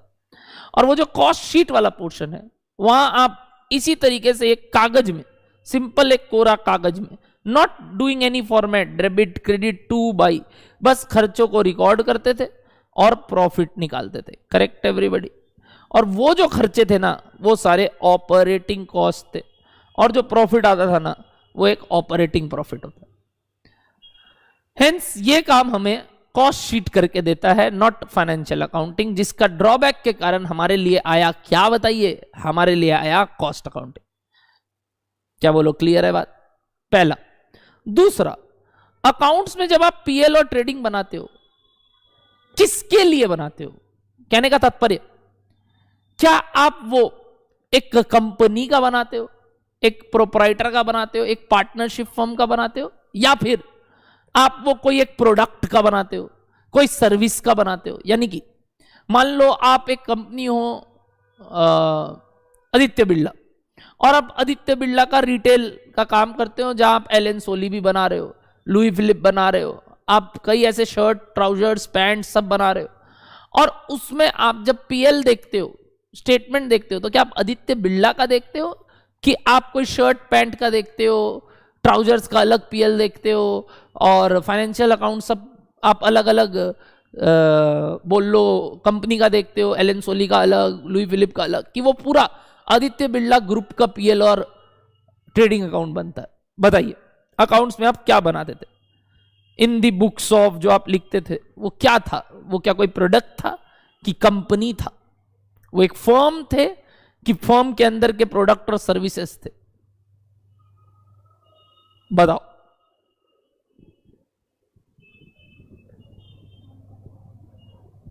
Tell me everybody.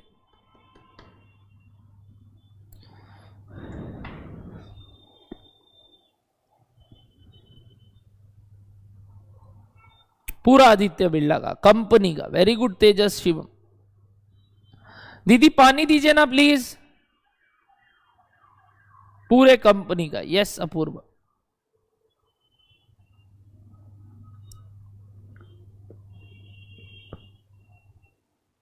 शिवरांजुन yes. Great great.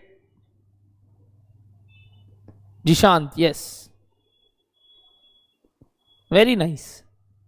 तो एकदम सही बोला आप सबने कि सर ये हम कंपनी का बना देते हैं। अविनाश सर हमें in the books of a particular limited company, partnership firm, sole proprietor firm, तो उस केस में हमें अकाउंट सिखा देते।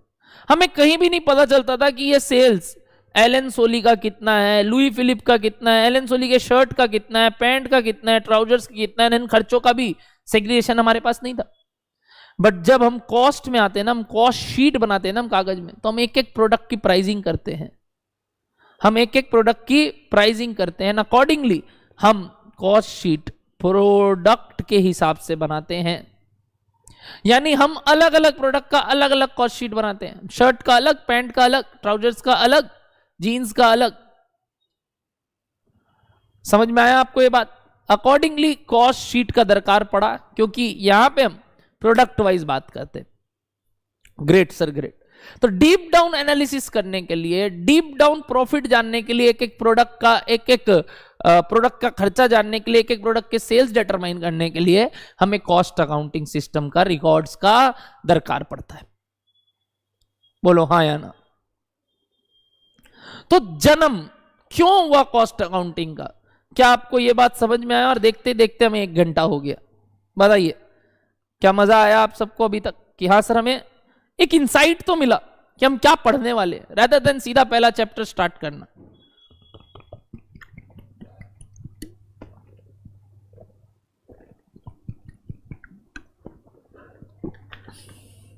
ग्रेट, मजा आ गया सर, मजा आ गया, बहुत बढ़िया। तो काफी चीज समझ में आया सर हमें कि हम ये क्यों करने वाले। तो आइए अब ये सब बातों को एक बार लिखते हैं, नोट डाउन करते हैं। काफी चीज हो गया सर जैसा आपने बोला। लिखिए, बेसिक्स में सबसे पहला वर्ड मैंने आपको बोला था, कॉस्ट इज इक्वल्स टू, बताइए क्या बोला एवरीबडी? खर्चा। सर टाइप नहीं करेंगे चलेगा, टाइप नहीं करोगे चलेगा, बट कम से कम मनी मन, या कम से कम रूम में बैठे बैठे चिल्लाइए, बोलिए खर्चा। सर पागल लगेंगे ना, बाहर लोग बोलेंगे क्या कर रहे हैं अंदर। अरे तो भाई पागल इतने दिन से भी बोल रहा था जब हम बिना ताम धाम के भी फोन में इंस्टाग्राम देख रहे हैं, इस बार तो पढ़ रहे हैं, पागल क्यों बोलेंगे?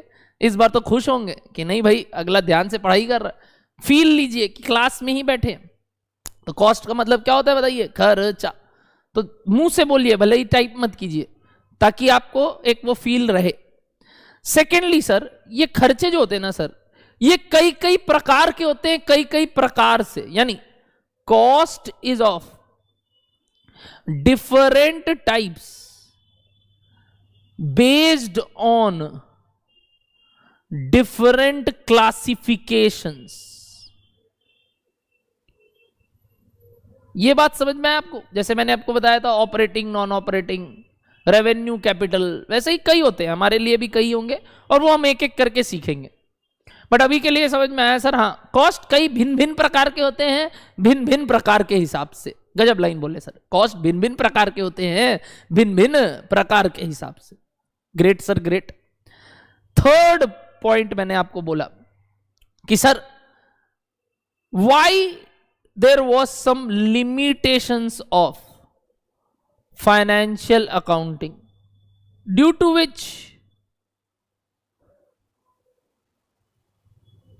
Cost accounting was introduced।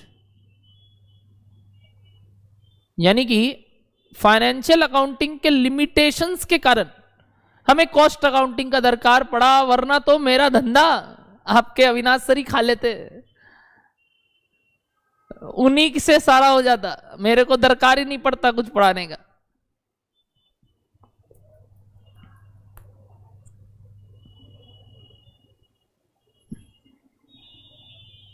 Correct. आइए फोर्थ नंबर पॉइंट, सर क्या थे ऐसे लिमिटेशन जो हमें नहीं पता चल रहे थे? ध्यान से सुनना।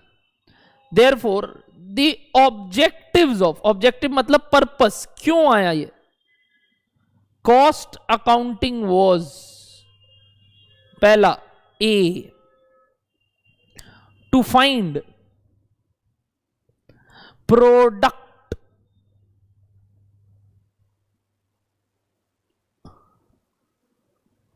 Wise cost. क्या wise cost sir? Product wise cost, inverted comma में लिखेंगे प्रोडक्ट। प्रोडक्ट मतलब सर एक एक आइटम का, एक एक पर्टिकुलर रिसोर्स का खर्चा, प्रोडक्ट का खर्चा, कि भाई ये शर्ट बनाने में कितना लगा, पैंट बनाने में कितना लगा, वगैरह वगैरह। To find product wise cost. Sir तो प्रोडक्ट तो सर 100 का गुड्स का कि एक गुड का? दोनों दोनों दोनों मतलब sir both per unit and total, both per unit and total, एक एक यूनिट का भी कितना और टोटल भी कितना, दोनों बात करेंगे। Very nice sir, very nice. B वैसे ही, to find product wise sales, sales भी पता करना, and hence to find product wise profit. ये दो काम वाइस वर्सा हो सकते हैं। What do mean by vice versa sir? अगर हम एस्टिमेटेड बेसिस पे काम कर रहे हैं तो हम पहले सेल्स नहीं, हम पहले अपना डिजायर्ड प्रॉफिट सोचते हैं, कॉस्ट सोचते हैं, एंड हेंस सेल्स हमारा इक्वेशन होता है कॉस्ट यानी estimated cost plus desired profit. Sir what do mean bye desired profit? जो हमारा इच्छा है, डिजायर्स मतलब हमारी इच्छा कि हमें इतना प्रॉफिट कमाना है। जैसे आपके अकाउंट्स वाले सर बोलते हैं ना 1/4 ऑन कॉस्ट, तो वो वाला बात कि हमें 25% कमाना है, हमें 20% कमाना है, हमें 10% कमाना है। अकॉर्डिंगली क्या निकलता है सर? Estimated sales. और यदि हमें एस्टिमेटेड सेल्स पता है कि हमें इतने का बिक्री करना है और हमें एस्टिमेटेड कॉस्ट निकाल लिया, तो हम क्या निकाल सकते हैं सर? हमारा एस्टिमेटेड प्रॉफिट। बोलिए, ये दो में से कुछ भी चीज हो सकता है डिपेंडिंग अपॉन आप पहले से क्या जानते हो या आपके दिमाग में क्या है, कितने में बेचना है और क्या खर्चा लग रहा है, तो प्रॉफिट बैलेंसिंग फिगर आएगा।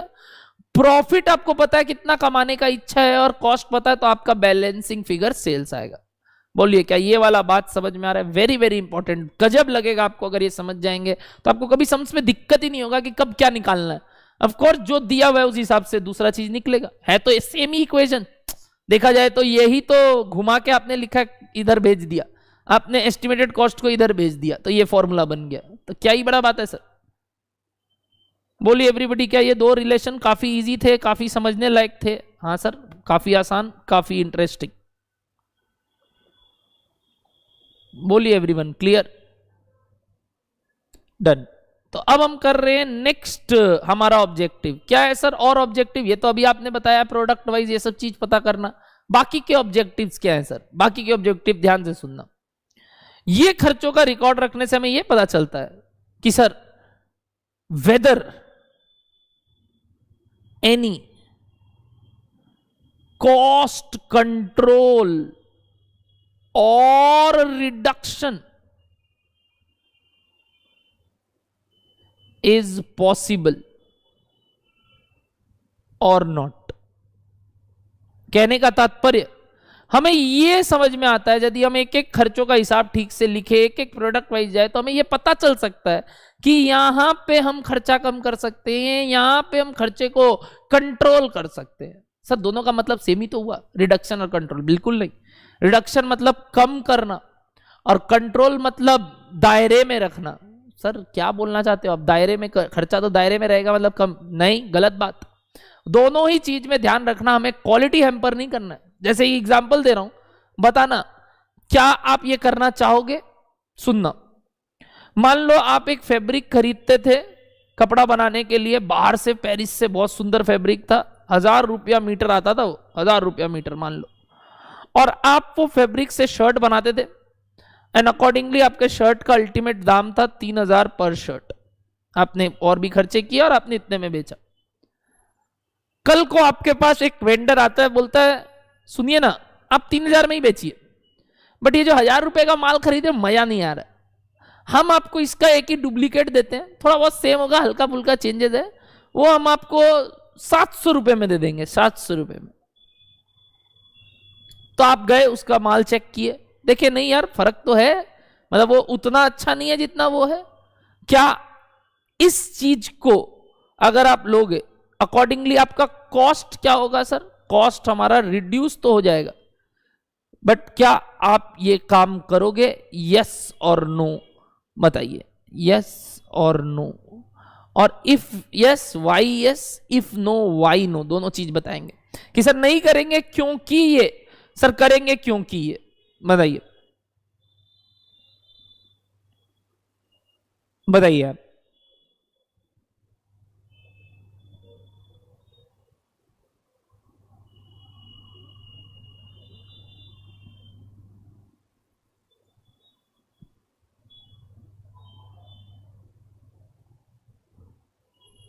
Very good Shivam, very good Shayan. नहीं पटेल जी, ऐसे धंधा मत कीजिए, नो, नहीं करना चाहिए। क्यों नहीं करना चाहिए सर? क्योंकि सर ये करने से हमारा क्वालिटी खराब हो जाएगा सर, ब्रांड भी तो मैटर करता है सर। आज मान लो अगर ये काम हम करने लगेंगे, आज तो लोग शर्ट खरीद लेगा, 2 दिन खरीदेगा, 3 दिन खरीदेगा, 4 कस्टमर खरीदेगा, फिर अपने क्या बोलेंगे, मजा नहीं आया यार, इतना वर्थ नहीं है, चीज अच्छा नहीं है, 3,000 लायक नहीं है अब ये, और आपका ब्रांड वैल्यूएशन खत्म, सेल्स भी डिप डाउन होने लगेगा। यहां खर्चा कम करने के चक्कर में अपना ब्रांड का पूरा त्राहिमाम कर दिया हमने, सेल्स गिरा दिया हमने।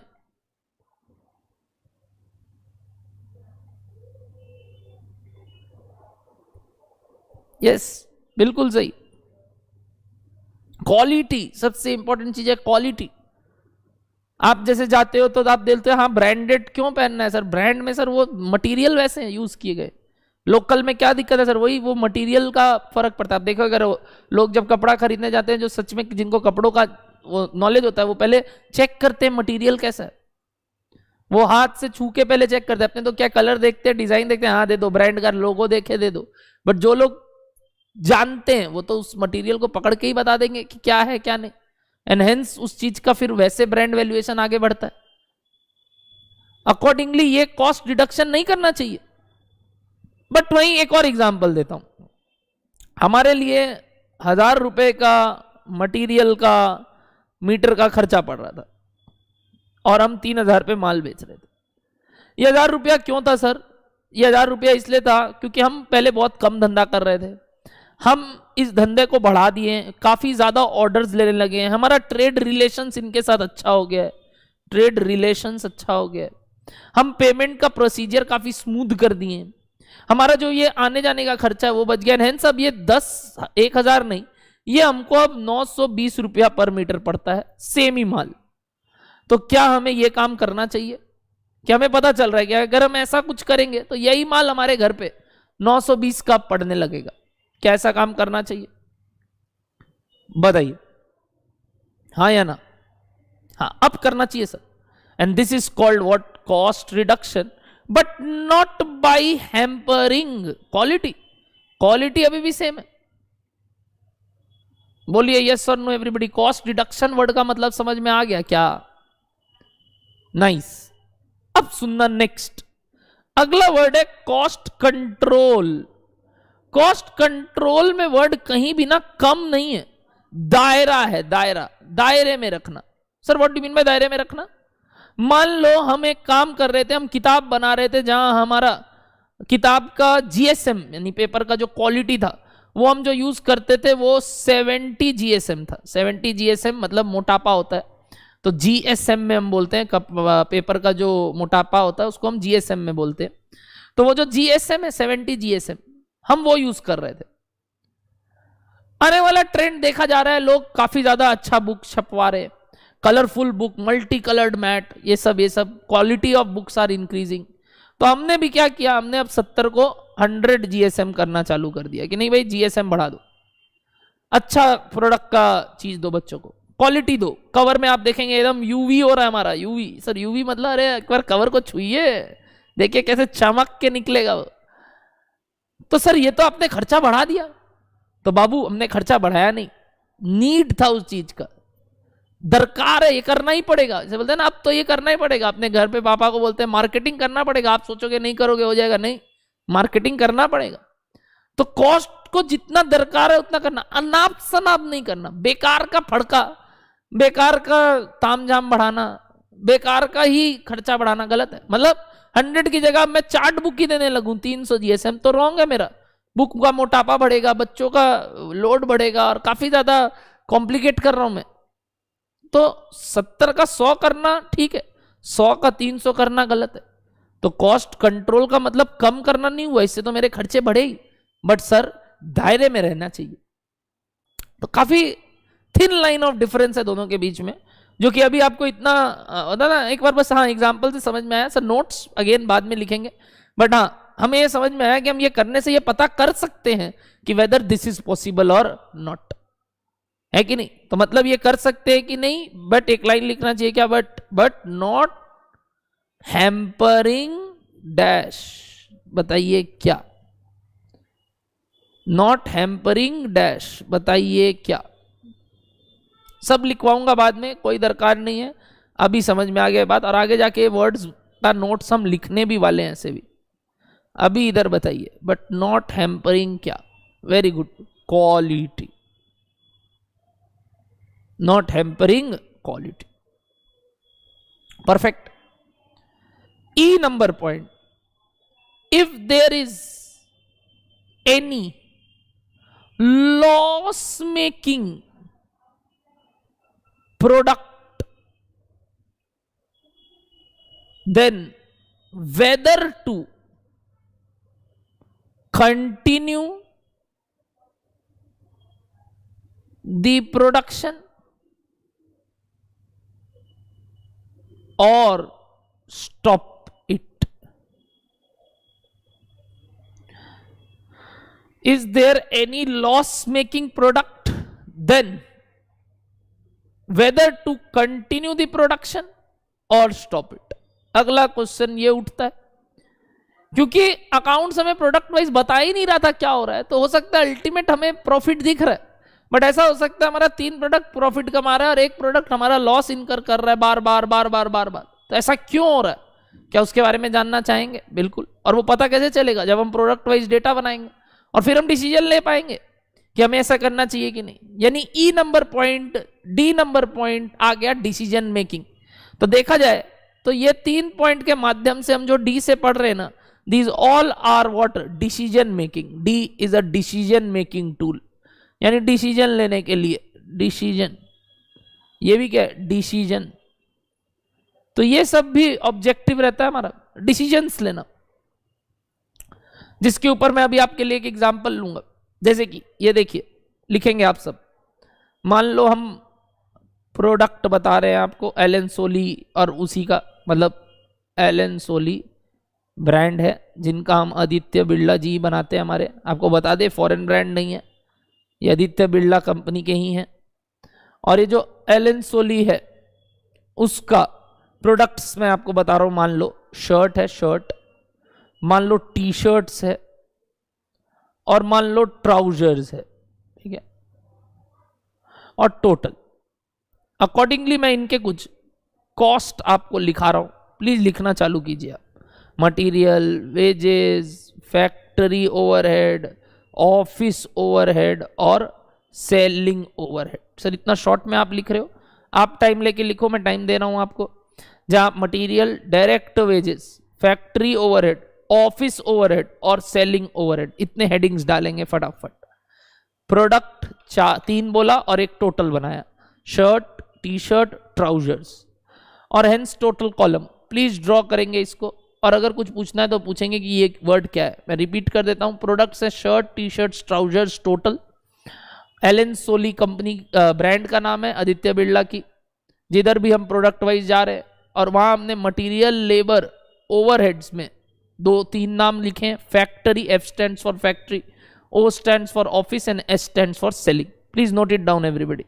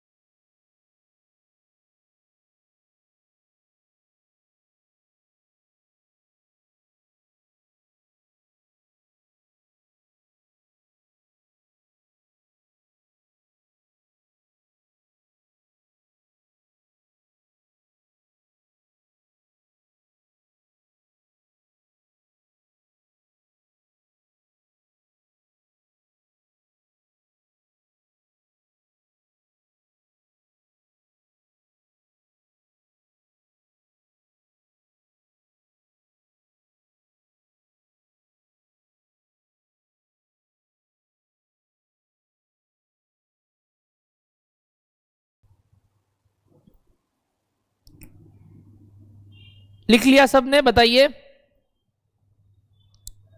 Very nice. तो चलिए अंदर अब कॉस्ट लिखना चालू करते। लिखिएगा, मैं पहले टोटल लिख देता हूं। 200 लाख, सर इतना ज्यादा? अरे बाबू अब आदर डाल लो इतना का, ये तो छोटे मोटा बात है। 200 लाख 2 करोड़ क्या बड़ा बात है। डायरेक्ट वेजेस मान लो 100 लाख, फैक्ट्री ओवरहेड मान लो 80 lakh, office and overhead other मान लो 40 लाख, और सेलिंग एंड डिस्ट्रीब्यूशन मान लो 60 लाख। चलिए पहले इधर का टोटल आप कीजिए, इधर का टोटल आप कीजिए, डबल लाइन मत बनाइए, सिर्फ टोटल कीजिए। बताइए टोटल कॉस्ट कितना आया, टोटल का टोटल कितना है,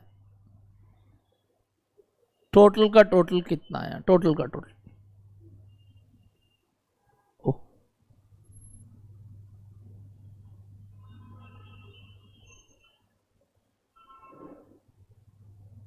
OOH मतलब ऑफिस एंड एडमिन ओवरहेड, मतलब office overheads, office overheads. Total आ गया 480। Very nice. अब मैं इसका सेग्रीगेशन बता रहा हूं, ध्यान से देखना। 100, 60, 40, ठीक है सर। डायरेक्ट वेजेस बताइए ना सर, लिखो 40, 40, 20। फैक्ट्री ओवरहेड बताइए ना सर, लिखो 30, 25 और आपका 35।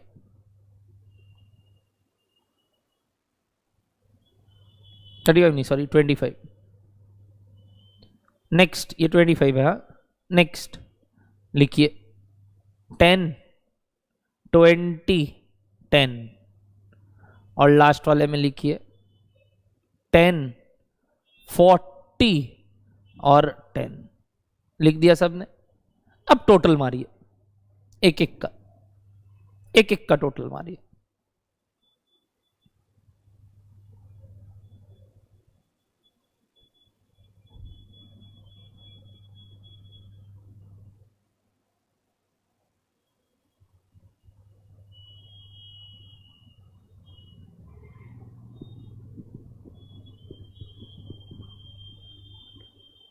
बताइए कितना कितना कितना आया।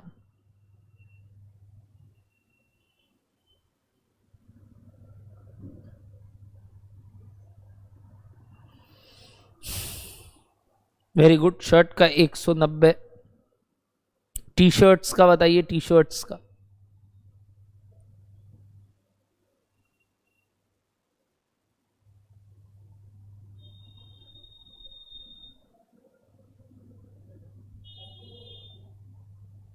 $185 और लास्ट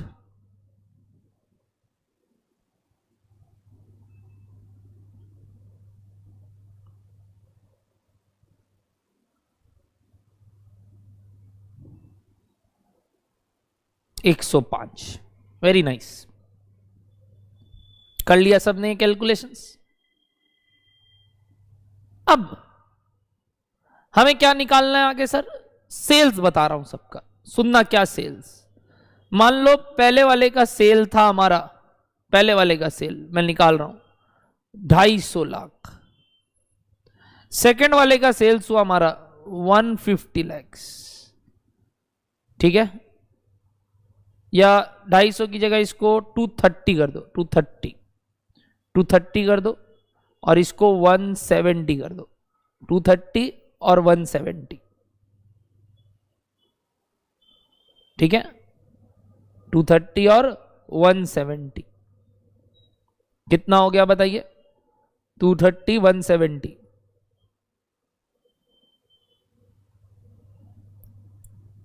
400 हो गया ना, ठीक है। और इसका मान लो 120। टोटल बताइए कितना आया? 520, 520,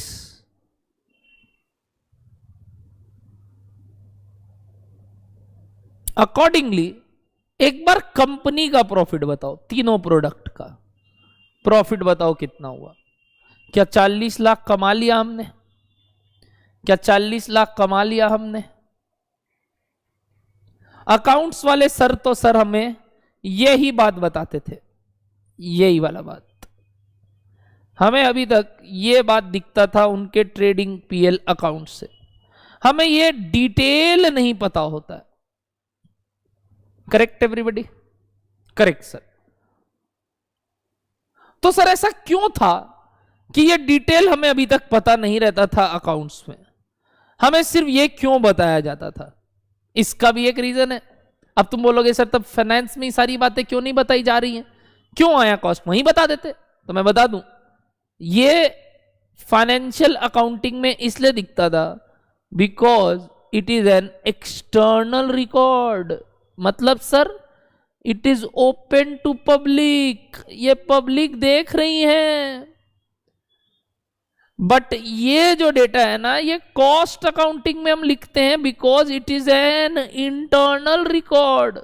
ये हम नहीं चाहते लोगों को पता चले, क्योंकि अगर ये पब्लिक जान जाएगी ना तो भाई हमारे कंपटीटर सबको पता चल जाएगा। यानी ये सिर्फ मैनेजमेंट देखते हैं, हमारे कंपटीटर सारी बातें पता कर लेंगे कि इसको कौन सा माल कहां से मिल रहा है, कितने में मिल रहा है, किस रेट पे मिल रहा है। हमारे पब्लिक हमें पता कर लेंगे कि अरे बाप रे ये इसमें इतना ज्यादा मार्जिन रख रहा है, इसमें कम मार्जिन रख रहा है। तो वो सब चीजें हमें नहीं बतानी है, ये इंटरनल चीजें हैं और ये एक्सटर्नल लोगों के पास जाती हैं। इसीलिए अकाउंट्स वाले सर चाह के भी ये डेटा आपको नहीं बता सकते, क्योंकि अगर वो बता दिए तो सारा अंदर का खबर बाहर आ जाएगा।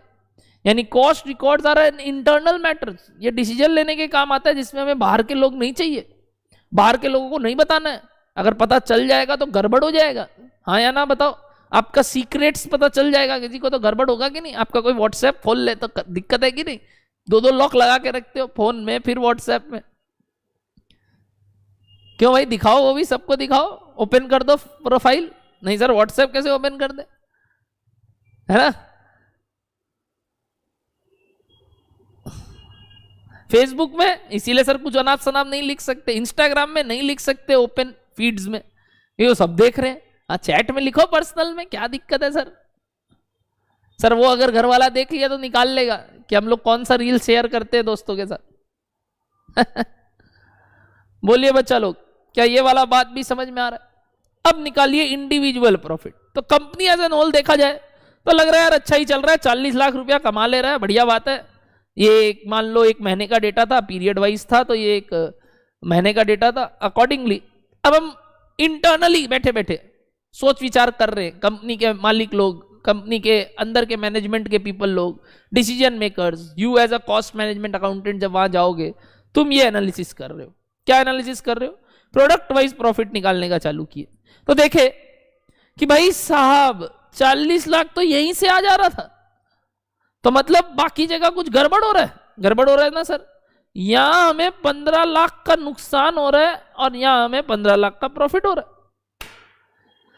मतलब सर देखा जाए तो ये टी शर्ट के चक्कर में हम नुकसान खा रहे हैं सर।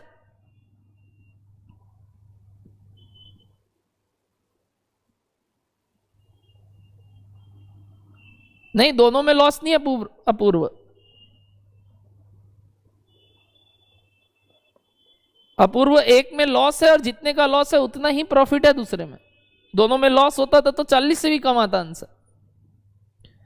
बोलिए हाँ या ना, चेक कीजिए बैलेंसिंग फिगर्स क्या निकल रहे हैं आपका। तो अब सवाल क्या उठता है बताओ? आप बताओ एज एन इंटरनल मैनेजर क्या सवाल उठता है? सवाल ये उठता है सर, क्या टी शर्ट का प्रोडक्शन आगे कंटिन्यू करना चाहिए कि नहीं करना चाहिए? बताइए आप क्या बोलते हो, क्या करना चाहिए? बीइंग एन इंटरनल मैनेजमेंट आप क्या बोलते हो? बताओ करना चाहिए कि नहीं करना चाहिए? बताओ whether to continue the production of T shirts और जस्ट ले इट ऑफ कि नहीं यार इसमें माथा नहीं लगाएंगे, तब इसके चक्कर में नुकसान हो जा रहा, उससे अच्छा बाकी में ध्यान दे देते।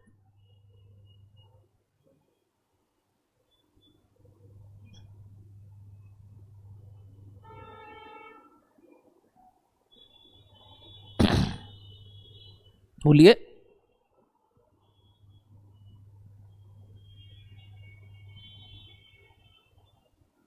ओके, शिवम बोल रहा है कम कर दो सर, हो सके तो बंद भी कर दो।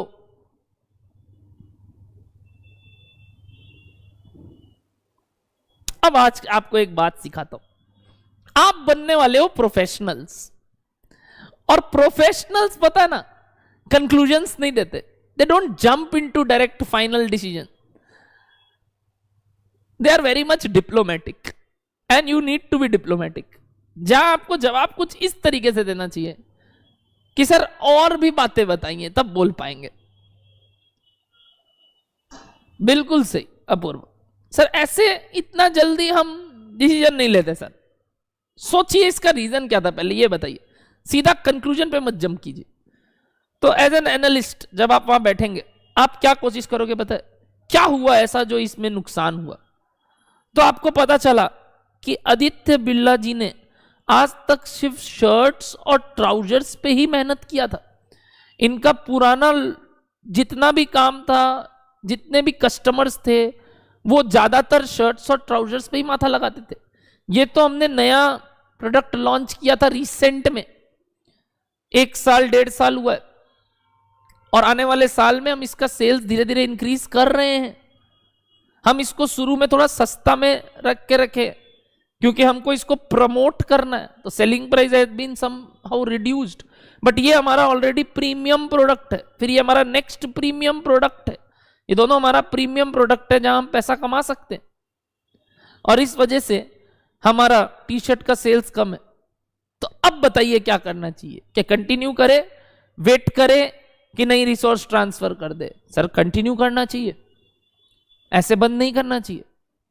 वहीं अगर ऐसा पता चल रहा है कि सर ये टी शर्ट्स को भी हुए हुए को बहुत टाइम हो गया सर, हम 5-6 साल से माथा लगा रहे हैं, हम बहुत मार्केटिंग पे सोच लिए, जैसे देख सकते हैं आप सेलिंग का खर्चा कितना ज्यादा है एज कंपेयर टू इसका और इसका, देखा कीजिए, थोड़ा ध्यान दीजिए, और जबकि इसका सेल्स कितना अच्छा हो रहा है इतना ही करके, और इसका भी इतना करके, बट इसका हो ही नहीं रहा है सर, इतना भारी खर्चा कर दिए सेलिंग पे, मार्केटिंग पे, फिर भी नहीं हो रहा है। तो सर ये जो रीजन है सर, ये हर साल हो रहा है और पिछले 4-5 साल से देखने मिल रहा है, नहीं फायदा हो रहा है, लोग नहीं रिकॉग्नाइज कर रहे हैं, लोग टी शर्ट्स के लिए अभी भी हमें नहीं प्रेफर कर रहे हैं, और यूएस पोलो में ही जा रहे हैं लोग, यूनाइटेड बेनेटन में जा रहे हैं, और हमारे को टी शर्ट नहीं, हमें हमें हमें अभी भी शर्ट्स और ट्राउजर्स से ही रिकॉग्नाइज करते हैं। तो क्या करना चाहिए, इस प्रोडक्ट को आगे कंटिन्यू करना चाहिए? नहीं सर, तब नहीं करना चाहिए।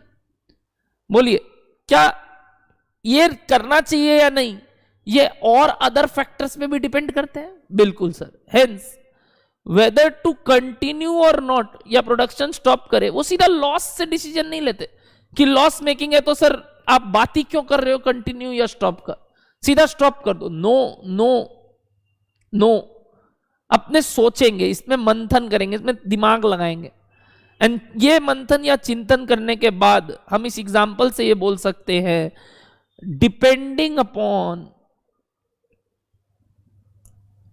various other factors, we should decide whether to continue or stop the production।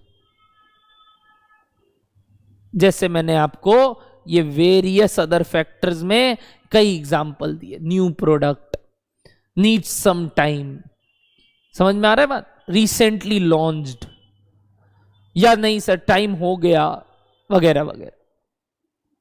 बोलिए हाँ या ना, क्या यहां तक आपने लिख लिया सबने? ये बात लिखा था आपने जो मैंने एरो दे के लिखा? नहीं लिखा तो प्लीज यहां तक कॉपी कीजिए।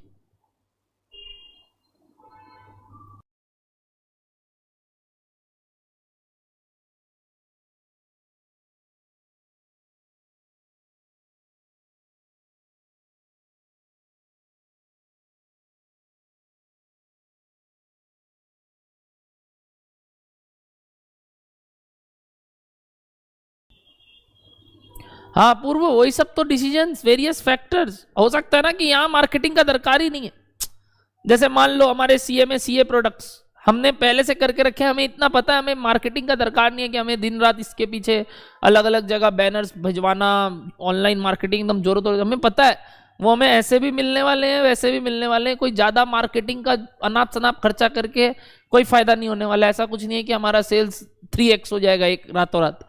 बट हाँ सर, नए प्रोडक्ट्स में अगर हम वो माथा लगाए, जैसे हमने कुछ नया चीज़ लॉन्च किया, मान लो स्टॉक मार्केट क्लासेस, हमने लॉन्च किया CFA क्लासेस, एक्चुअलीज क्लासेस, तो हो सकता है हमें वहाँ ज़्यादा मार्केटिंग करना हो, ऑल्दो सेल्स उसका कम है। क्यों? हमें वो चीज़ दिखाना है, बाजार में निकालना है, उस पर भी अपना वेटो पावर चाहिए। तो वो कई फैक्टर्स, मतलब we can not tell right now कि हाँ क्या हो सकता है, उसी चीज़ के ऊपर चिंतन करना पड़ता है। और हम जैसे प्रोफेशनल्स, आप जैसे प्रोफेशनल्स इस चीज के लिए उस कंपनी में एम्प्लॉयड। Great sir, great. क्या लिख लिया सबने? इतना सा बात बताएंगे,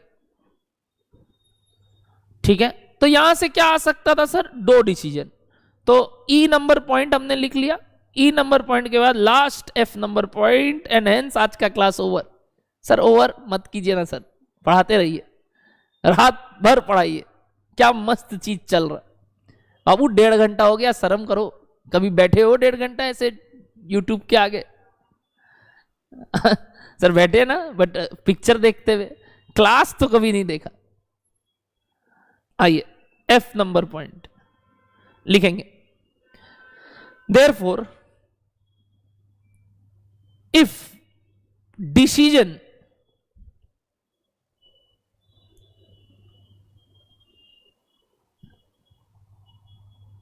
is continuing the production, then resources and revenues are to be used accordingly. But if decision is to discontinue, then the resources available after discontinuing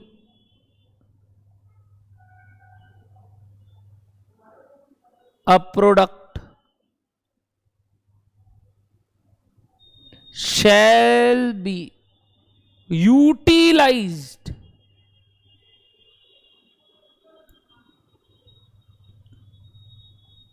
in other products या other profit making products। मैं repeat कर रहा हूं, मैं इसीलिए साथ साथ में बोल रहा हूं जिशांत, मैं साथ साथ में रिपीट कर रहा हूं, प्लीज लिखिए। If decision is continuing the production, then resources and revenues are to be used accordingly। लिखिए निशांत, लिखिए साथ साथ में, कोई दिक्कत नहीं, आप पूछिए ना, तो मैं बता रहा हूं। तो इफ डिसीजन इज कंटिन्यूइंग, या इस decision is continuing the production, then resources and revenues are to be used accordingly।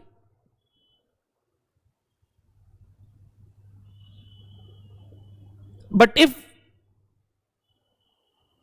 if decision is to discontinue, but if the decision is to discontinue, then the decision is to discontinue, then the resources available, then the resources available after discontinuing a product, then the resources available after discontinuing a product shall be utilized, after discontinuing a product shall be utilized, shall be utilized in other profit making products, in other profit making products. बताइए पटेल जी, लिख लिया?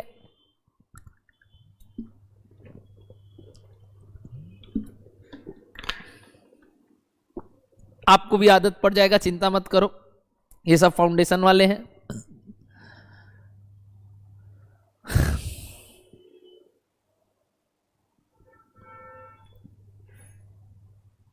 क्या बोलना चाह रहा है sir ये point?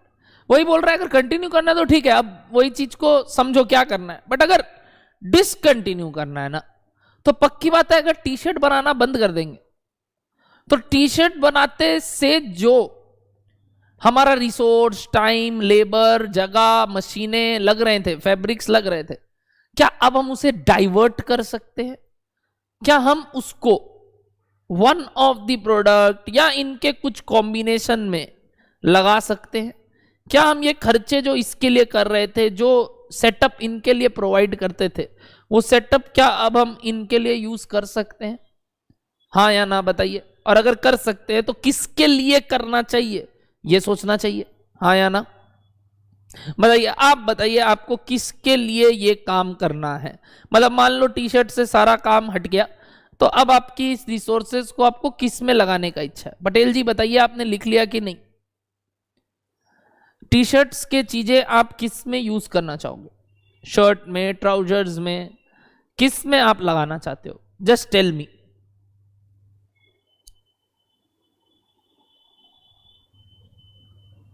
कि सर इसमें लगा दीजिए। दोनों में नहीं, एक में अगर लगाना हो तो बताओ शिवम, किस में आप बोलोगे? ये बस आज का last point and the class is over.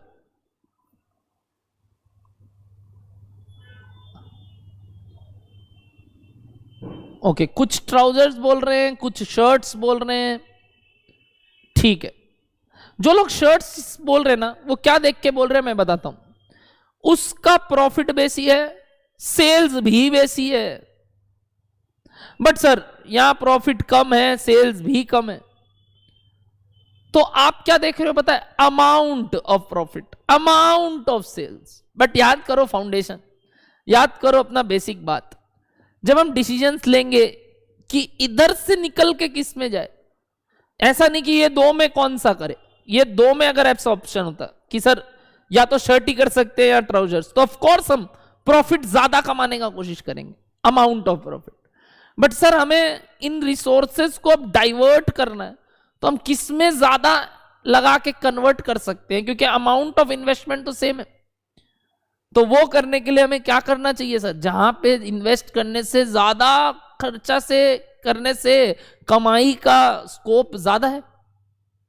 जैसे कि मान लो ये 185 का खर्चा आप यहां कर देते हो, तो आपको मालूम है ना ये प्रॉफिट कितने से बढ़ेगा? एक बार सोचो, आप एकदम प्रैक्टिकली सोचो, ये प्रॉफिट बढ़ जाएगा सर, कितने से बढ़ेगा? एक बार सोचो, एकदम सिंपल बात, बड़ा बढ़िया हिसाब कि सर 190 खर्चा करके 40 कमा रहे थे, तो अगर 185 और खर्चा करेंगे तो और कितना कमा लोगे? बताओ, और कितना कमा लोगे?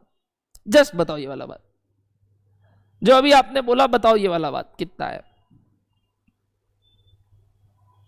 बताओ बताओ बताओ कि सर इतना लगा के अगर हम इतना कमा रहे हैं, तो इतना अगर और लगा दे तो हम कितना कमा लेंगे? Please tell me everybody.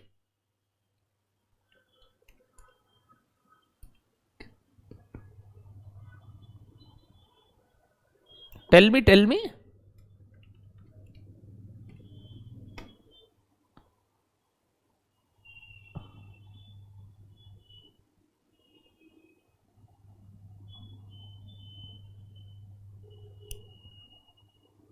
Shivam आप मेरे को सेल्स बता रहे हो, मेरे ख्याल से 185 लगा के 57 कमा लोगे। आप 190 लगा के 40 कमा रहे हो, तो 187 अगर लगाओगे तो कितना कमाओगे? कितना इजी बात पूछ रहा हूं यार, यूनिटरी मेथड, अराउंड बोल रहे हो इसमें भी, शायद वेरी इजी कैलकुलेशन। 40 लाख कमा रहे हैं 190 लगा के, तो 185 करके कितना कमाएंगे? हाँ बता नहीं सकते आप? बताओ। हाँ सर 38.947 टाइप्स। कैसे आया, कैसे आया सर? अरे भाई यूनिटरी मेथड, यूनिटरी मेथड। गलत 38% इंक्रीज नहीं होगा, गलत बोल रहे हैं पूर्व, ऐसे मत बोलो। वो अमाउंट इंक्रीज होगा, परसेंट नहीं है। 38.97 हो जाएगा। अरे सर ये सब कैसे निकाल रहे हो? अरे आप परसेंट क्यों लगा रहे हो? मेरे को तो समझ में ही नहीं आ रहा। परसेंट कहाँ है? ये तो अमाउंट है। मतलब आपने क्या किया, देखो शांति से सुनो। आपने बोला सर 190 का खर्चा करके हम 40 लाख कमा रहे, तो अगर हम 1 रुपया खर्चा करते हैं तो हम इतना कमाते। पता अब इसको क्या बोलते थे? This is what profit, this is what cost, यानी it is nothing but profit as a percentage of cost. यानी कि ये हो गया हमारा प्रॉफिट मार्जिन, जिसको हम मार्कअप या मार्जिन बोलते हैं on cost. Profit on profit on cost. बताइए कितना परसेंट हुआ? ये कितना परसेंट हुआ? 40 डिवाइडेड बाई 190। बड़ा बढ़िया हिसाब, सोच के देखिए, है ना। 40 कमा रहे हैं 190 लगा के, तो ये कितना परसेंट आया? ये बात अगर सिर्फ परसेंटेज में बोलूं, so this is 21.05% types. Yes और नो एवरीबॉडी? 21.05% टाइप्स, हाँ या ना? बिल्कुल। अकॉर्डिंगली अगर मैं 185 खर्चा करूंगा तो मैं वही 40 डिवाइडेड बाई 190 इंटू 185 कमाऊंगा। और यही बात, ये रेशियो में ऑलरेडी पता है क्या परसेंटेज है। यानी कि हम 185 में और 21.05% कमा सकते हैं। यानी कि हम 38,94,000 यानी करीब करीब 39 लाख कमा सकते एक्स्ट्रा, हाँ या ना? बताइए क्या मार्जिन ज्यादा है ना? क्यों? कितना परसेंट था ये बताइए? 21%। उतारिए ये बात को आप। ये किसका मैंने किया बताइए? शर्ट का कैलकुलेशन, यूनिटरी मेथड। और इस बात को अलग से क्या बोलते हैं जो आप ये निकालते हो, प्रॉफिट बाय कॉस्ट? इसको हम बुलाते हैं सर मार्कअप, यानी profit as a percentage of cost. हाँ सर किए ऐसे ही हो, बट आप बोल क्या रहे थे? देखिए अपूर्व, आप परसेंटेज बोल रहे हो। 38% इंक्रीज नहीं हुआ। इंक्रीज जो हुआ वो 38% नहीं है, देखा जाए तो ऑलमोस्ट 100% इंक्रीज हो गया।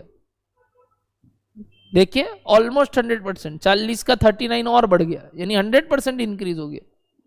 तो टर्मिनोलॉजी आपने गलत यूज किया। और 38% मत बोलिए ना, 38 लाख से बढ़ गया। समझ रहे हो आपका गलती क्या हुआ बोलने का?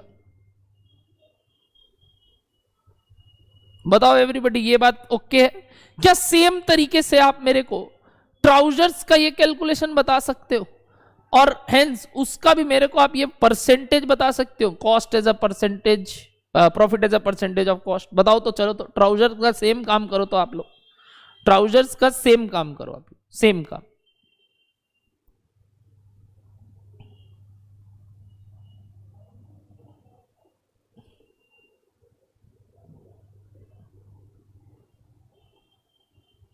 बताओ ट्राउजर्स के केस में क्या आया ये percentage?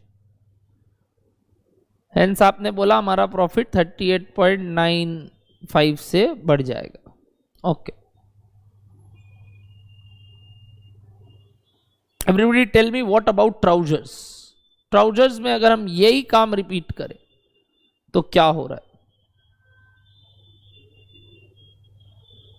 What is your profit on cost? कितना प्रॉफिट कमा रहे हो कितना खर्चा करके?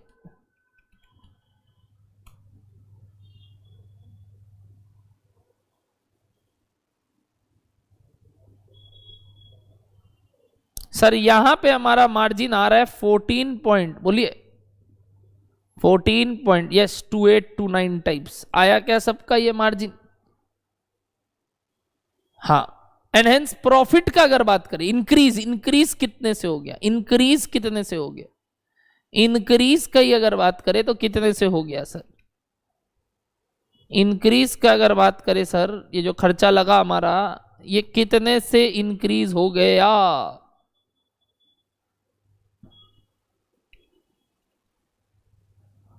$26.43। यस, अमाउंट इंक्रीज अगर बोलूं तो 26.43, और परसेंटेज में बात करूं तो इतना।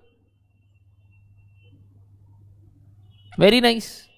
तो देखिए क्या ज्यादा फायदा इसमें है कि इसमें है, किसमें ज्यादा फायदा है, किसमें ज्यादा फायदा है। और ये कैसे पता चला पता है? ये निकाल के परसेंटेज। क्या ये परसेंट से ही सीधा बोल सकते थे हम आंसर? या हम देख सकते हैं इसमें ज्यादा प्रॉफिट ज्यादा आएगा इससे। ऐसा क्यों सर? क्योंकि इसमें मार्जिन ज्यादा है इससे। हाँ या ना बताइए धंधे वाले लोग, समझ पा रहे हो? हाँ सर, प्रॉफिट ज्यादा इसमें क्यों आया? क्योंकि उसमें मार्जिन ज्यादा है। तो टू कंपेयर टू डेटा ना, हम कैसे बात करते हैं सर? ये नहीं कि हम सिर्फ प्रॉफिट देखेंगे कि इसका प्रॉफिट ज्यादा था, इसका सेल ज्यादा था, ऑल्दो आंसर वही आया कि हाँ इसी को करेंगे, बट फिर भी तरीका सोचने का देखिए कितना चेंज हुआ। Whenever you will compare, you will find some ratios, some percentage. Financial tools का मदद लोगे आप, जिसको आप बचपन में रेशियोज बोलते थे, फाइनेंशियल रेशियोज, जिसके थ्रू आप डिसीजंस को आगे लोगे। बोलो बात समझ में आया? तो क्या बोल सकते हैं sir? We should invest the resources as पर various financial ratios or percentages, bracket में, for comparative analysis.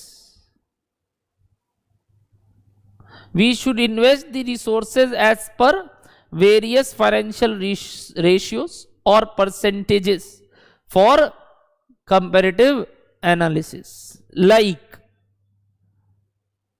profit as a percentage of cost, comma, profit as a percentage of sales, comma, profit as a हो गया percentage of investment etcetera. We should invest the resources as per the various financial ratios और percentages for comparative analysis, like profit as a percentage of cost, profit as a percentage of sales, profit as a percentage of investments etcetera. बोलिए हाँ या ना? So this completes our objectives of cost accounting system. Please कल ये सारी बातें आप पढ़ के आइएगा।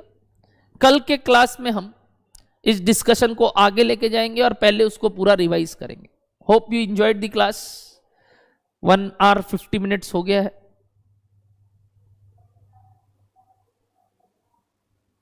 निशांत ये पॉसिबल नहीं है टाइमिंग चेंज करना, बिकॉज यू नो ऑलरेडी हमारे टाइमिंग सेट है।